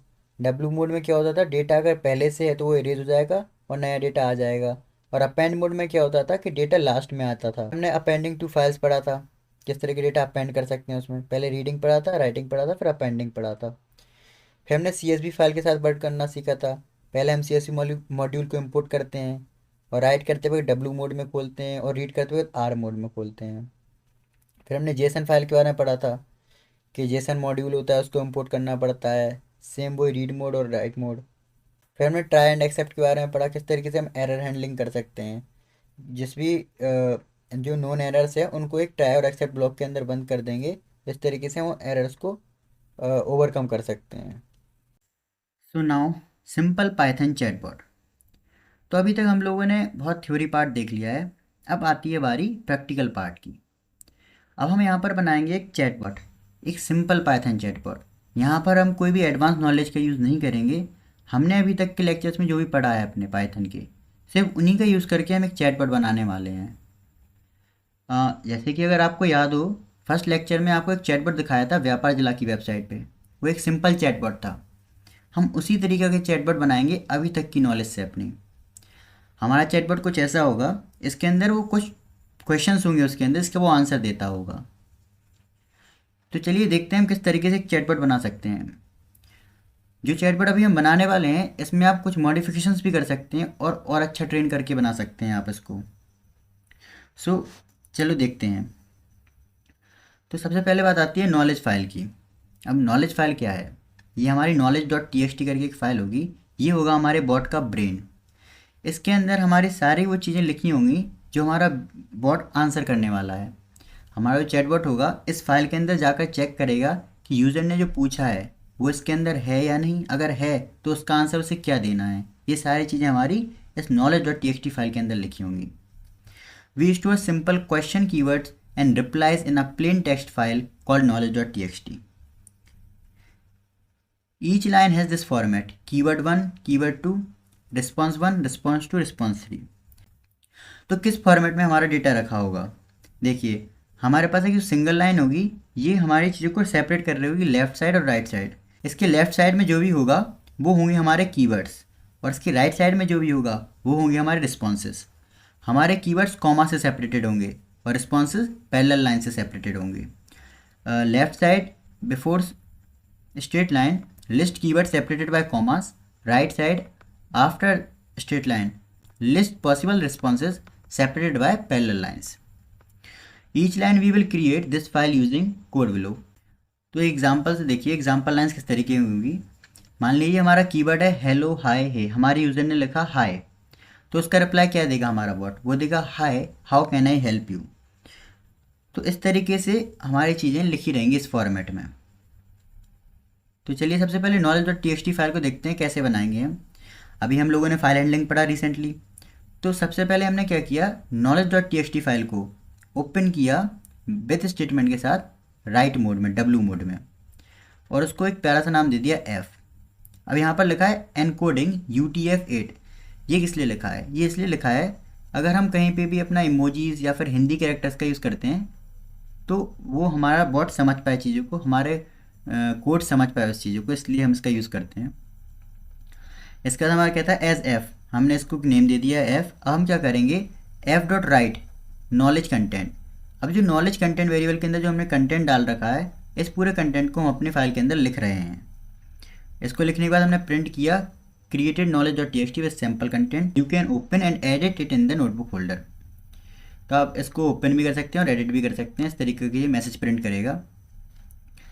तो एक बार रन करके देखते हैं क्या आउटपुट दे रहा है हमें। तो देखिए मैसेज प्रिंट कर रहा है जो यहाँ पर लिखा था। तो मतलब कि हमने एक knowledge.txt फाइल बना ली है जिसके अंदर हमारे कीवर्ड्स हैं और रिस्पॉन्सेस हैं, मतलब कि हमारे क्वेश्चन और आंसर दोनों हैं इसके अंदर। तो हमने चैटबॉट का ब्रेन बना लिया है, एक स्टोरेज बना ली है जहाँ पर हमारा डेटा रखा हुआ है। अब आइए हम अपना मेन चैटबॉट बनाते हैं। तो सबसे पहले हम एक फ़ाइल बनाएंगे अपने VS कोड के अंदर chatbot.py करके। यही है हमारा मेन चैटबॉट कोड। अब ये किस तरीके से वर्क करेगा, we create a simple chatbot class that loads knowledge from knowledge.txt। हम किस तरीके से लिखने वाले हैं, सबसे पहले हम नॉलेज को लोड करेंगे knowledge.txt फाइल के अंदर से, जिसमें हम फाइल हैंडलिंग का यूज़ किया था हमने। जो भी हमारी knowledge.txt के अंदर डेटा होगा वो सारा डेटा हम लोड करेंगे। फिर क्या करेंगे, find the best matching entry for a user message using loops and sets. अब हम जो भी यूज़र ने हमारा क्वेश्चन पूछा है तो उसके थ्रू हम बेस्ट मैचिंग आंसर फाइंड करके हमारे यूज़र को प्रोवाइड करेंगे। Chooses a response and rotates response to replies changes. अब क्या होगा, यहाँ पर हमने हर एक क्वेश्चन के लिए मल्टीपल आंसर्स दे रखे होंगे। जैसे कि हमारा क्वेश्चन था हाय, तो उसके आंसर में हमने लिखा होगा हे, हेलो। इस तरीके से मल्टीपल आंसर्स हैं, तो हम क्या करेंगे, रिस्पॉन्सेस को रोटेट करते हुए आंसर देंगे। जैसे कि यूज़र ने पहली बार पूछा हाय, तो उसको आंसर मिला हे, लेकिन उसने दोबारा हाय टाइप किया तो उसे रिस्पॉन्स में मिलेगा हेलो। तो इस तरीके से मल्टीपल आंसर देंगे ताकि हमारा यूज़र बोर ना हो और उसे चीज़ें अच्छी लगें। फिर आएगा हमारा log conversation to chat log dot T. अब यहाँ पर क्या होगा, हम अपने चैट की हिस्ट्री को सेव कर रहे होंगे कि यूज़र ने जो बात की और हमारे चैटबॉट ने जो रिप्लाई किया, ये एक हिस्ट्री के फॉर्म में सेव होता रहेगा। तो आइए हम मेन कोड देखते हैं चैटबॉट डॉट पी के अंदर में किस तरीके से कोड लिखना है। तो सबसे पहले हमने लिखा from date time import date time. अब ये डेट टाइम क्या करेगा, तो डेट टाइम क्या करेगा, यहाँ पर हम अपने कंप्यूटर के क्लॉक का यूज़ कर रहे हैं। ये क्या करेगा, तो जब हम चैट कर रहे होंगे अपने, जब हमारा यूज़र हमसे हमारे बॉट से चैट कर रहा होगा, तो वो रिकॉर्ड को हमें सेव करना है। तो डेट टाइम के थ्रू हम ये सेव करेंगे कि किस टाइम पर हमारी बात हुई है। फिर उसके बाद क्या किया हमने, एक क्लास बनाई सिंपल चैटबॉट करके। क्लास मतलब आपको पता ही है ब्लूप्रिंट। हमने सिंपल चैटबॉट करके अपनी क्लास बनाई और उसमें सबसे पहले है डेफ इनिट। अब ये क्या है हमारा, ये हमारा कंस्ट्रक्टर है जो कि ऑटोमेटिकली रन होता है जब हमारा ऑब्जेक्ट क्रिएट होता है। इसके अंदर हमारे पैरामीटर्स हैं, एक है नॉलेज फाइल और एक है लॉग फाइल। ये दोनों क्या हैं, तो नॉलेज फाइल वही है हमारी जो हमारा ब्रेन था। इसके अंदर हमारा सारा डेटा लिखा होगा, क्या क्वेश्चंस हैं, क्या कीवर्ड्स हैं और उसकी क्या रिस्पॉन्सेज हैं। फिर आती है लॉग फाइल, ये हमारी हिस्ट्री होगी कि हमारा जो डेटा है वो किस तरीके से स्टोर हो रहा है, हमारा रिकॉर्ड किस तरीके से स्टोर हो रहा है, किस टाइम पर। इसके बाद हमने अपनी self dot load knowledge file को कॉल किया है, ठीक है। इसके बाद हमने अपनी लोड नॉलेज फंक्शन को कॉल किया है। तो लोड नॉलेज फंक्शन के अंदर क्या है, ये फंक्शन बहुत इंपॉर्टेंट है क्योंकि ये वही जगह है जहाँ रॉ टेक्स्ट स्मार्ट डेटा में बदलता है। मतलब कि जो हमारा रॉ टेक्स्ट है वो किस तरीके से स्मार्ट डेटा में बदलता है। तो देखते हैं, सबसे पहले क्या किया हमने, self dot knowledge dot clear इसका यूज़ किया है। तो ये सबसे पहला काम है हमारा कि जो भी पुराना डेटा है उसको पहले रिमूव कर दें, हम उसको क्लियर कर दें, ताकि जब हम कोई नया डेटा लाएं तो दोनों में कोई भी मिक्सिंग ना हो, तो प्रॉब्लम ना हो, बिल्कुल फ्रेश स्टार्ट हो हमारी चीज़ें। फिर हमने अपने ट्राई और एक्सेप्ट ब्लॉक का यूज़ किया है ताकि कोई भी अनएक्सपेक्टेड एरर आए तो उसको हम हैंडल कर सकें। फिर हमने अपनी फ़ाइल को रीड मोड में ओपन किया है और फिर हमने उसमें एक लूप लगाया फॉर लाइन इन एफ। तो ये क्या करेगा, हमारे फाइल के अंदर की चीज़ को लाइन बाय लाइन रीड करेगा।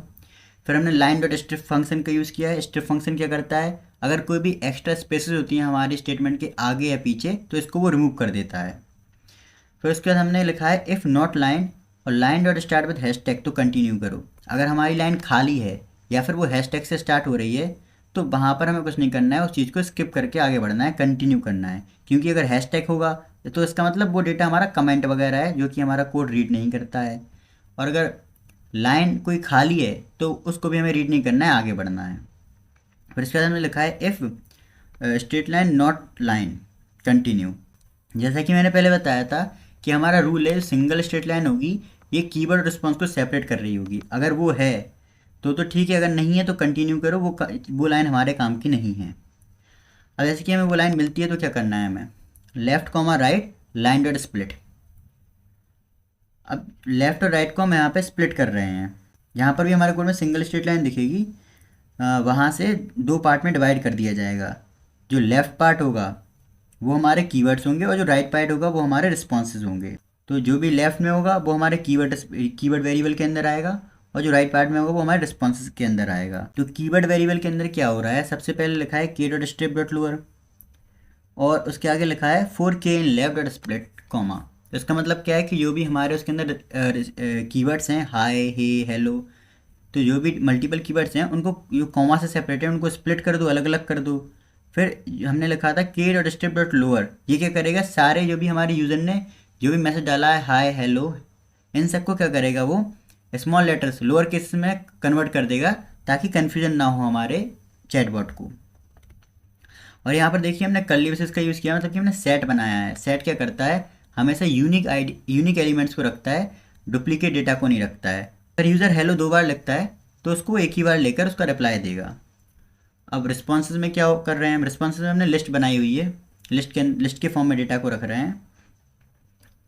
और यहाँ पर भी हमने क्या किया है कि हम चाहते हैं कि हमारा बॉट बोरिंग ना रहे, तो इसलिए हमने क्या किया है कि इसको मल्टीपल रिस्पॉन्सेज प्रोवाइड किए हैं, और हमारे रिस्पॉन्सेज सेपरेट किससे रहेंगे, हमारे पैरेलल लाइन से सेपरेटेड रहेंगे। ओके, उसके बाद आता है if keywords and responses self dot knowledge dot append, तो कीवर्ड रिस्पॉन्सेज काउंटर 0। यहाँ पर क्या हो रहा है समझिए, अगर हमारे दोनों चीज़ें उसमें प्रेजेंट हैं, कीवर्ड्स और रिस्पॉन्सेज, तो हम इससे बॉट की main memory self dot knowledge में जोड़ देते हैं। अगर ये दोनों उसमें हैं तो हम डायरेक्ट उसको सेल्फ डॉट नॉलेज से कनेक्ट कर देंगे और काउंटर को 0 पे सेट कर देंगे, ताकि क्या हो कि हमें हर बार नए रिप्लाई मिल सकें।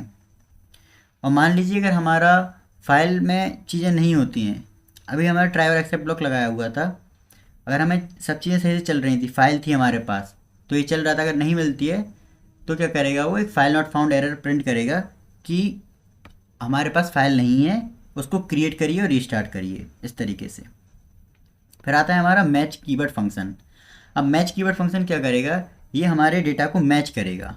हमारे चैटबॉट था, अब चैटबॉट के अंदर यूज़र ने कोई मैसेज डाला, अब उस मैसेज में जो वर्ड है, उस वर्ड को वो मैच करवाएगा अंदर हमारे नॉलेज डॉट टी फाइल के अंदर जाकर। किस तरीके से करवाएगा, सबसे पहले लिखा है हमने मैसेज डॉट लोअर। अब ये किस लिए लिखा है, इसलिए लिखा है क्योंकि कंप्यूटर के लिए अपर केस और लोअर केस अलग अलग होते हैं, तो अगर यूज़र कोई भी इनपुट डालता है तो उसको मैच करने के लिए हमने इसको लोअर केस में कर दिया है, ताकि जब भी वो डालेगा तो हमारा चैटबॉट खुद ही उसको लोअर केस में कर लेगा और उसको फिर मैच करवाएगा। फिर हमने दो वेरिएबल ले रखे हैं, बेस्ट और बेस्ट काउंट। एक को नन सेट किया है, एक को 0 सेट किया है। तो बेस्ट का मतलब क्या है कि बेस्ट जब नन है तो ये हमारा क्या है कि ये बिनर है, ये जो बेस्ट वेरिएबल है एक बिनर है, और बेस्ट काउंट क्या है, इसका स्कोर है। तो अभी जब कुछ भी नहीं है स्टार्टिंग में, तो इसलिए नन पर सेट है। अगर हमारे पास कोई डेटा होगा तो बेस्ट के अंदर वो डेटा आएगा, उसका काउंट भी कुछ होगा। इसको हम एक बार अंदर से समझते हैं तो हमें इन दोनों वेरिएबल के बारे में समझ में आएगा किस तरीके से। तो देखिए, सबसे पहले हमने क्या किया, for entry in self dot knowledge count equal to 0 पर सेट किया।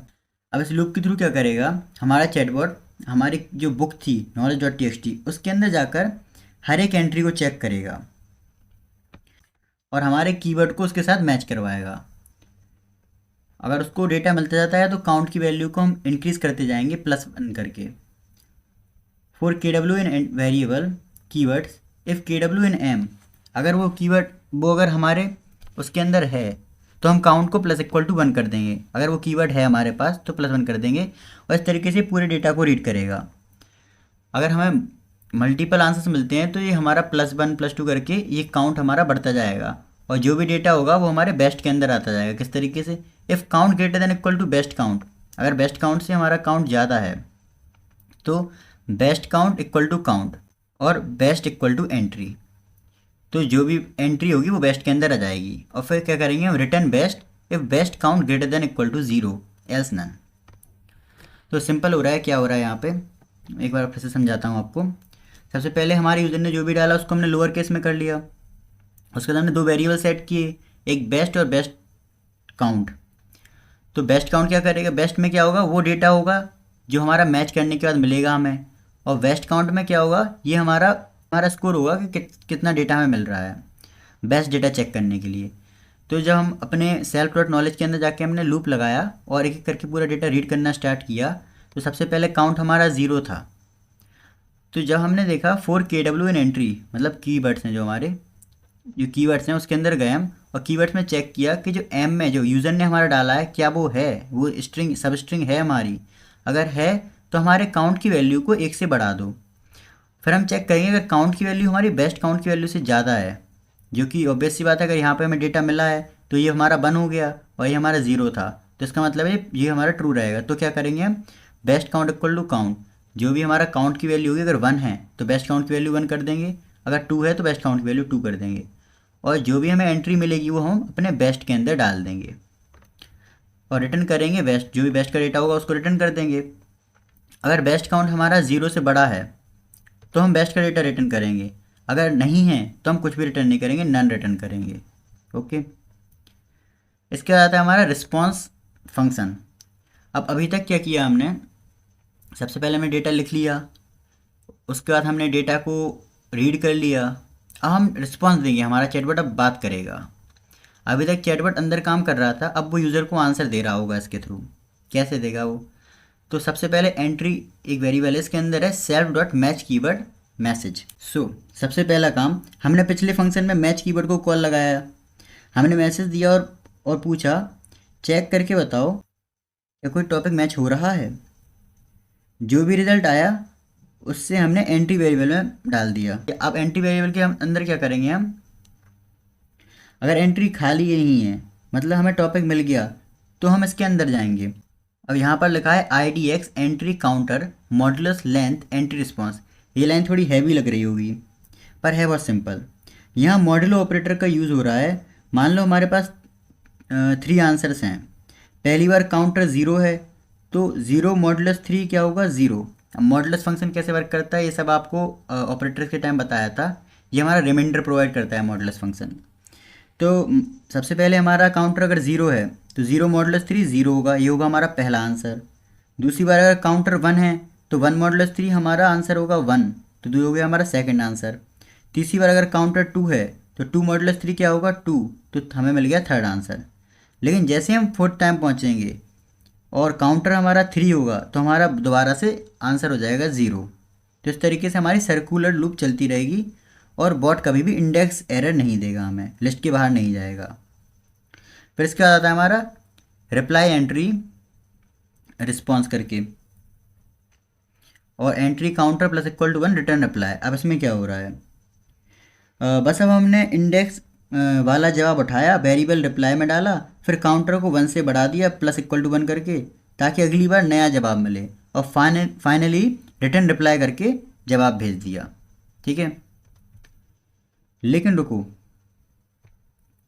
क्या हो अगर मैच कीवर्ड फेल हो जाए, अगर उसे कोई स्ट्रॉन्ग मैच ना मिले, तब हम इफ़ एंट्री के ब्लॉक से बाहर आ जाएंगे और प्लान बी पर जाएंगे अपने, जो कि है ये फॉल बैक वाला पार्ट।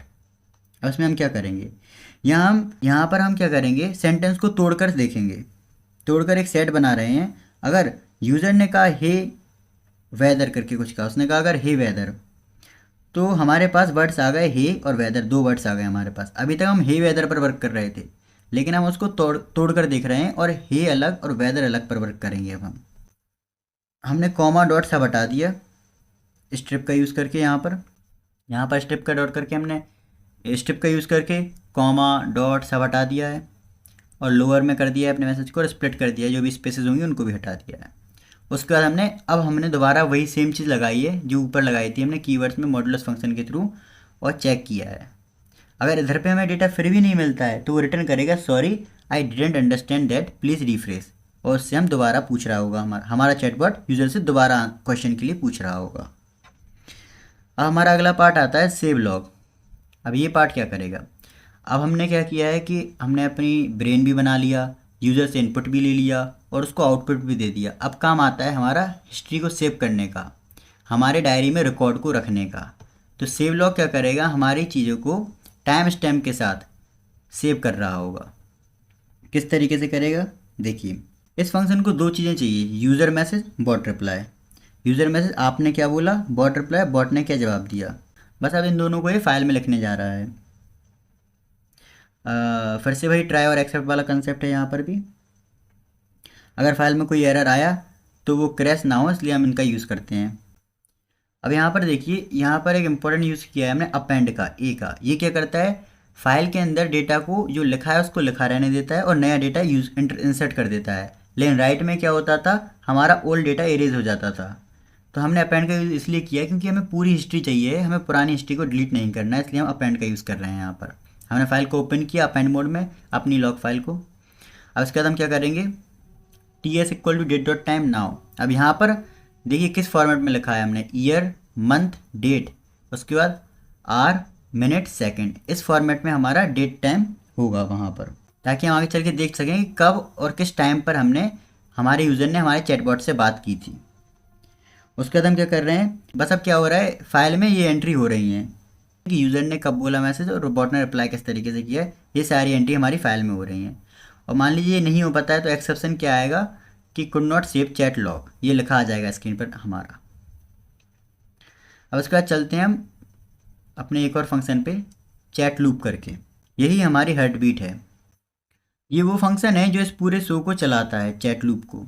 बिना इसकी बॉट एक बार बात करके चुप हो जाएगा, और हम चाहते हैं कि चैट चलता रहे तो हमें चैट लूप लगाना पड़ेगा, वरना हमारा चैट बॉट क्या करेगा, एक आंसर दे के ख़त्म हो जाएगा, उसके बाद वो कुछ नहीं बोलेगा। तो इसमें हमने क्या किया है, सबसे पहले हमने वो अपना फंक्शन बना दिया चैट लूप। फिर हमने प्रिंट करवाया, यूज़र से पूछा, यूज़र से कहा हमने हेलो टाइप और मैसेज, अगर उसे टाइप नहीं करना है तो एग्जिट या फिर क्विट को टाइप करे। फिर हमने अपनी वाइल लूप लगाई। वाइल लूप में हमने यूज़र का इनपुट लिया, और डॉट स्ट्रिप का यूज़ इसलिए किया है ताकि कोई एक्स्ट्रा स्पेसेस ना आए उसमें। और अगर इफ़ नॉट यूज़र तो कंटिन्यू करना है। अगर यूज़र कुछ नहीं लगता है तो कंटिन्यू करो, उससे दोबारा ये पूछो।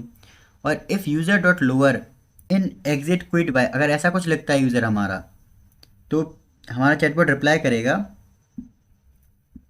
Good bye have a nice day, और उसके लॉग को सेव कर लेगा, ठीक है, और ब्रेक कर देगा। फिर एक रिप्लाई वेरिएबल होगा सेल्फ डॉट गेट रिस्पॉन्स करके, सेल्फ डॉट गेट रिस्पॉन्स करके। यहाँ पर हमने गेट रिस्पॉन्स फंक्शन को कॉल किया है, और जो भी गेट रिस्पॉन्स ऊपर हमने पढ़ा था वो सारी चीज़ें दोबारा यहाँ पर रन करेंगी, क्योंकि हमने हमारे यूज़र ने कुछ इनपुट दिया होगा।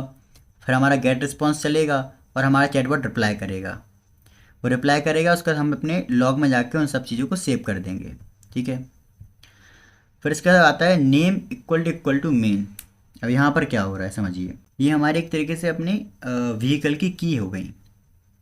जब हम फाइल रन करते हैं, पाइथन देखता है क्या ये मेन फाइल है। अगर हाँ वो मेन फाइल है तो बॉट बनता है हमारा सिंपल चैट बॉट, और हमारी चैट लूप को चला देता है। अगर वो मेन फाइल नहीं है तो कुछ नहीं होने वाला इसके अंदर, ठीक है। फिर लास्ट में हम क्या कर रहे हैं, विथ ओपन चैट बॉट को अपने डब्ल्यू मोड में खोल रहे हैं और राइट कर रहे हैं चैट बॉट कोड को। अब प्रिंट करवा रहे हैं ये chatbot dot P Y created in the current folder, run it with the Python chatbot dot P Y. तो एक बार कंक्लूजन बताता हूँ मैं सबसे पहले आपको, फिर इस कोड को हम रन करके देखेंगे, ठीक है। सबसे पहले हमने क्या किया,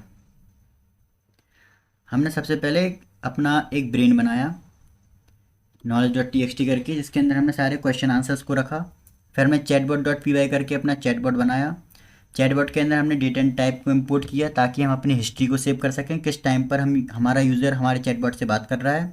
फिर हमने सिंपल चैटबॉट के लिए एक क्लास बनाई। उस क्लास के अंदर हमारा इनिट कंस्ट्रक्टर है, जिसके अंदर हमारी नॉलेज फाइल और लॉग फाइल है। नॉलेज फाइल क्या करेगी, ये वो डेटा है जहाँ पर हमारे क्वेश्चन आंसर रखे हुए हैं, और लॉग फाइल हमारे हिस्ट्री को सेव कर रहा होगा कि कब हमने बात की उससे। इसके बाद हमने अपनी लोड नॉलेज फाइल को कॉल किया है। लोड नॉलेज के अंदर क्या है, हमारा वो सारा डेटा है जो कि हम रख रहे हैं उसके अंदर, जो भी हमारे कीवर्ड्स और रिस्पॉन्सेज हैं, और उनको उनकी फॉर्मेटिंग की एक तरीके से कि हम उनका यूज़ कर पाएँ। फिर हमारे अंदर आता है match keyword function. Match keyword function में उस कीवर्ड को मैच करेंगे जो हमारा यूज़र हमें प्रोवाइड कर रहा होगा। फिर कीवर्ड मैच करने के बाद हमारा चैटबॉट उसका रिस्पॉन्स दे रहा होगा गेट रिस्पॉन्स फंक्शन के थ्रू। जैसे वो रिस्पॉन्स दे देगा, उसके बाद हमारी फाइल के अंदर सेव हो जाएगा हिस्ट्री के अंदर टाइम स्टैम्प के साथ कि कब यूज़र ने किस क्या बात की है। उसके बाद हमारा लूप चलता रहेगा जब तक यूज़र बात करता रहेगा। और फिर हमारा मेन फंक्शन तो है ही, ये सबसे पहले चेक करेगा अगर मेन फंक्शन है तो चैटबॉट बनेगा और लूप स्टार्ट होगी। आइए इस कोड को एक बार रन करके देखते हैं।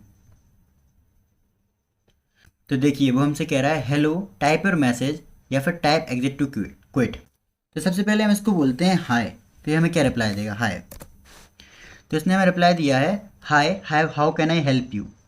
अब मान लीजिए यहाँ पर हम पूछते हैं प्राइस क्या है इसकी, प्राइस। तो वो हमसे कह रहा है are price start from 499 one details. अब मान लीजिए इससे मैं कह दूँ एग्जिट, तो ये क्या कहता है मेरे से, देखिए उसने मुझसे कहा good bye have a nice day, तो इसने हमें रिप्लाई दे दिया। इस तरीके से हमारा चैटबॉट रुक गया है। तो आप देख सकते हैं हमने सिंपल क्वेश्चन डाले थे इसके अंदर जिसकी वो रिप्लाई दे रहा था। अब आप लोग इसको और ट्राई कर सकते हैं, इसके अंदर आप अपने हिसाब से और भी क्वेश्चंस डाल सकते हैं, मॉडिफिकेशंस कर सकते हैं, और एक इस चैटबॉट को और एक अच्छे लेवल का चैटबॉट बना सकते हैं। ये चैटबॉट मैंने नॉर्मल एग्जांपल के लिए बनाया था, आप चाहें तो अपने पर्सनल यूज़ के लिए भी इसका बना सकते हैं कि आप कुछ करना चाहते हैं तो उसके लिए आप इस चैटबॉट को यूज़ कर सकते हैं। और ये सारा कोड आपको जो भी है ये सब टेलीग्राम के ऊपर आपको मिल जाएगा एक फ़ाइल के फॉर्मेट में, तो आप डायरेक्टली वहाँ से डाउनलोड करके अपने VS कोड पर रन कर सकते हैं, मॉडिफिकेशंस कर सकते हैं। तो आगे चलते हैं। सबसे पहले सिंपल एक्सरसाइज, अब आप क्या कीजिए, जो knowledge dot T X T file थी उसके अंदर आप क्या कीजिए, नई नई चीज़ें डालिए उसके अंदर, लोकेशन, वेयर, और उसके साथ रिस्पॉन्स डालना कि हम लोग जैसे कि we are located in Noida. और इसके अंदर आप और भी चीज़ें डाल सकते हैं, अपनी खुद की इन्फॉर्मेशन डाल सकते हैं नेम करके, और फिर आपका नेम बताया वो, आपके दोस्त का नेम बताया वो। आप किसी कंपनी के लिए बना सकते हैं एक चैटबॉट के, उस कंपनी की डिटेल्स को वो रिप्लाई कर रहा हो। जैसे हमारे व्यापार जिला का चैटबॉट था, वो व्यापार जिला के रिप्लाईज देता है कि वो किस तरीके से व्यापार जिला वर्क करती है, क्या उसकी फैसिलिटीज़ हैं, क्या उसकी प्राइसिंग है, ये सारी चीज़ें वो बताती है। Now short FAQ and explanations.